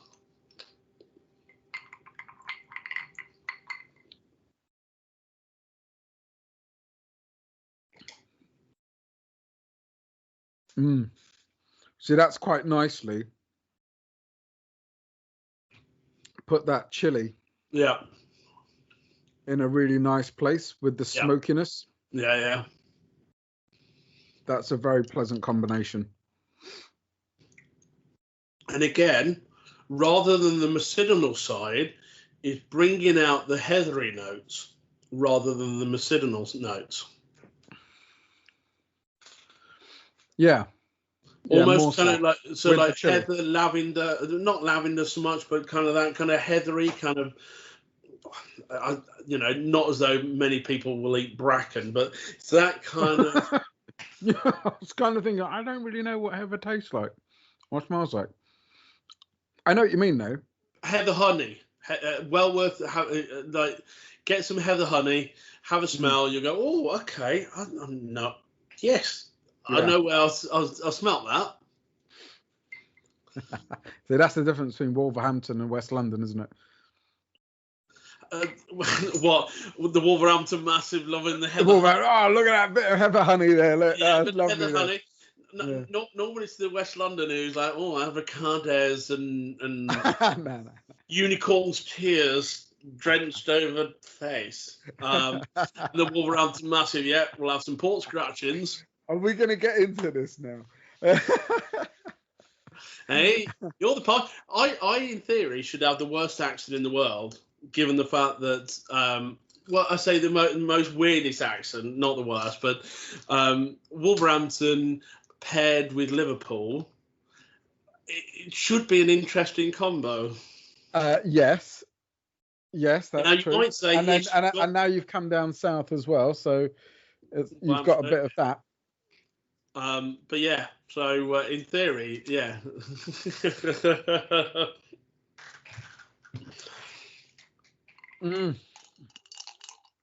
Well, that was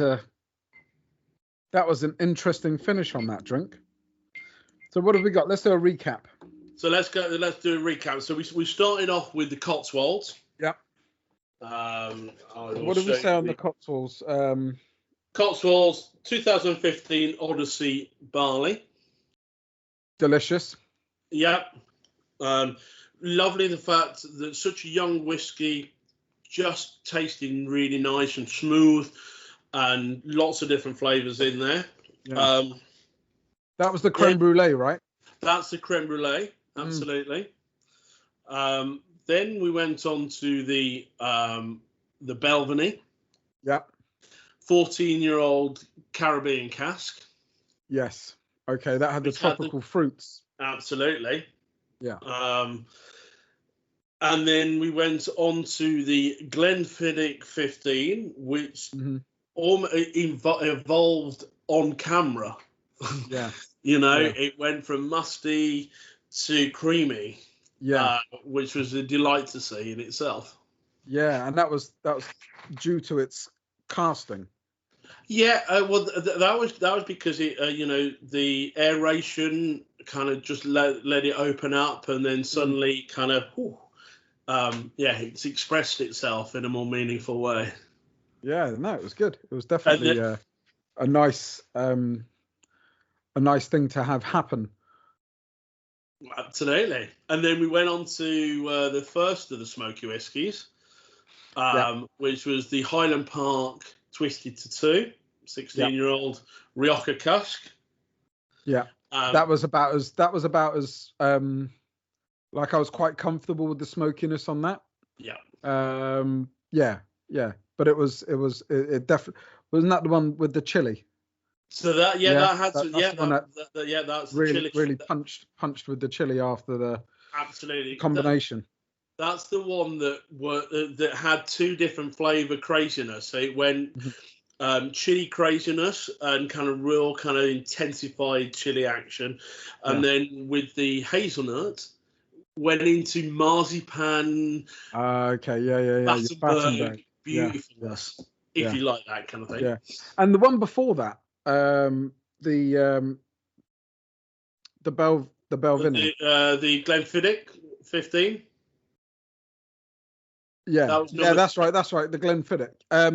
That had a good hit with the hazelnut as well, didn't it? Yes. Yeah. Okay, yeah, just so to remember. Yeah, then the number 5, wasn't it? And then number 5, which was the controversial one in many respects, that was the truffle, the kind of floral and truffle and sulfury notes. Yeah. Burgundian filth, as I like to call it. Now, something that's bearing in mind worth saying about that is, Colin from Diageo did say that actually the higher the age maturation, the more kind of easier on the palate it is. So he prefers 21 years upwards. Right. This is a 17-year-old, which is still amazing. Yeah. But it has that different kind of characteristics. Yeah. Very light and almost like incredibly light. Incredibly light. Doesn't even look like a whiskey. No, absolutely.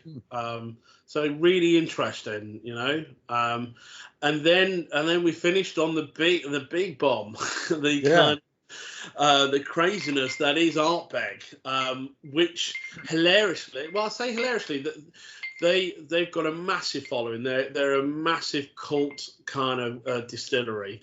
Right. They sent whiskey up into space. Oh, is that right? So one of the whiskies they do have is their expression from that, which is called Galileo.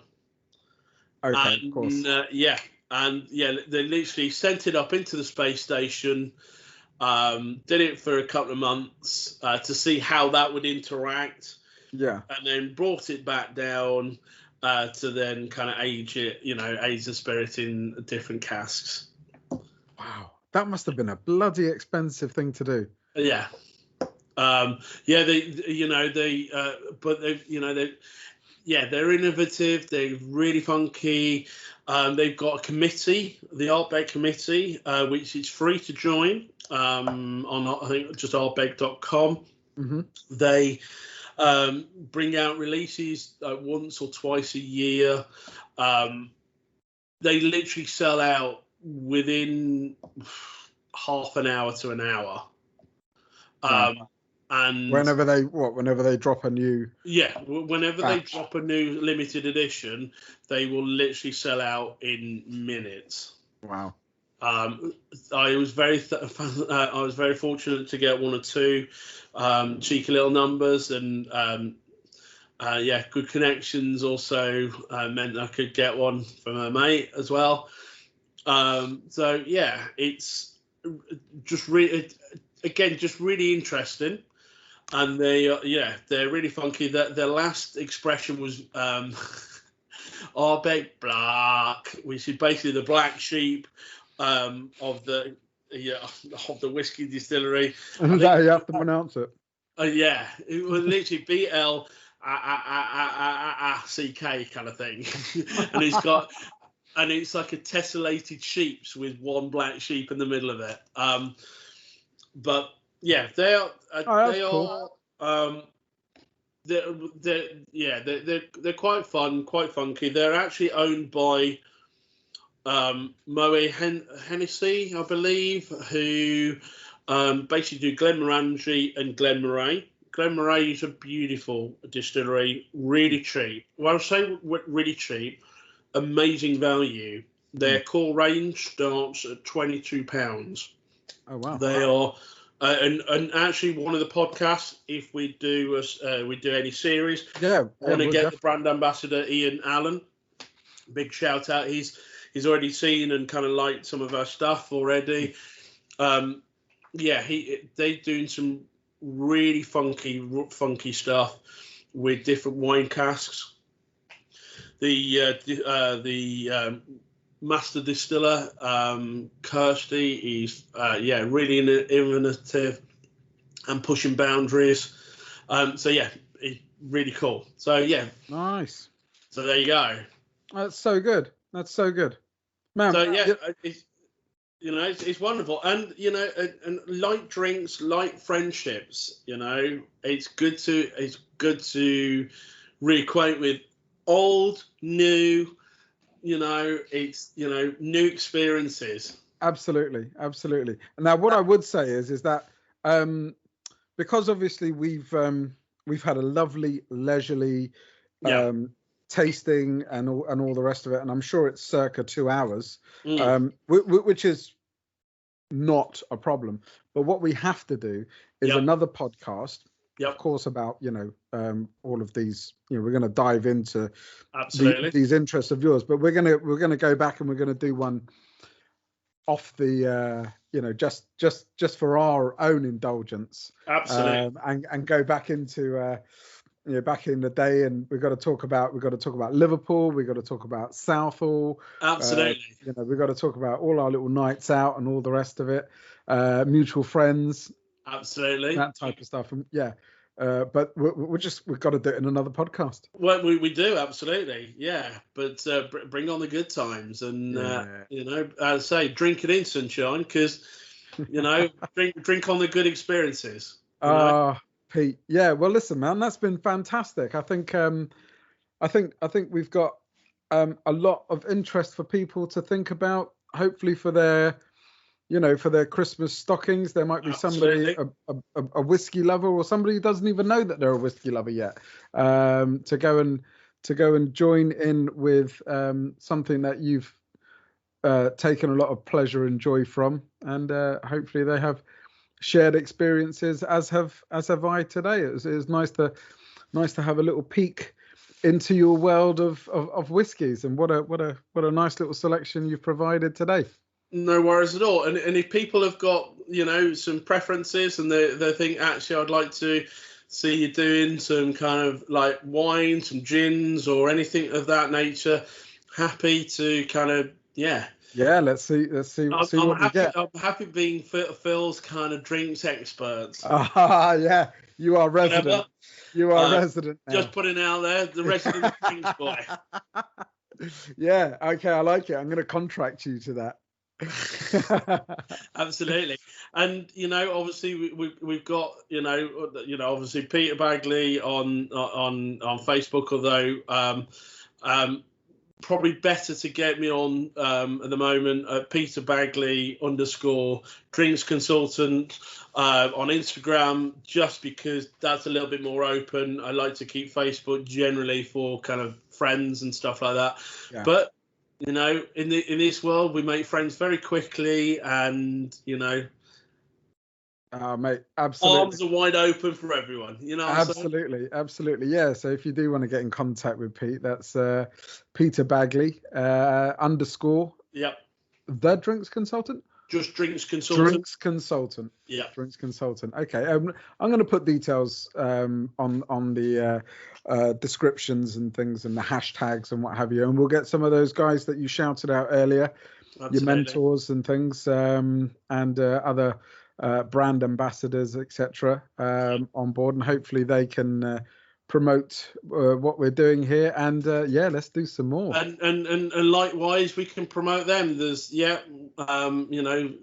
it's we all need to share the love, especially in these times. Let's share the beauty of the podcast family. Yeah, absolutely. Yeah, the beauty of the podcast family. Absolutely. Yeah. Beautiful. All right, Pete. Emotional. God bless you. Thank you so much. All the best, my friend. Cheers. In a car on the way to your job. All alone with your kids, with your wife, or with your dog. You can listen anywhere. You can listen everywhere. To the Philip Malowney podcast.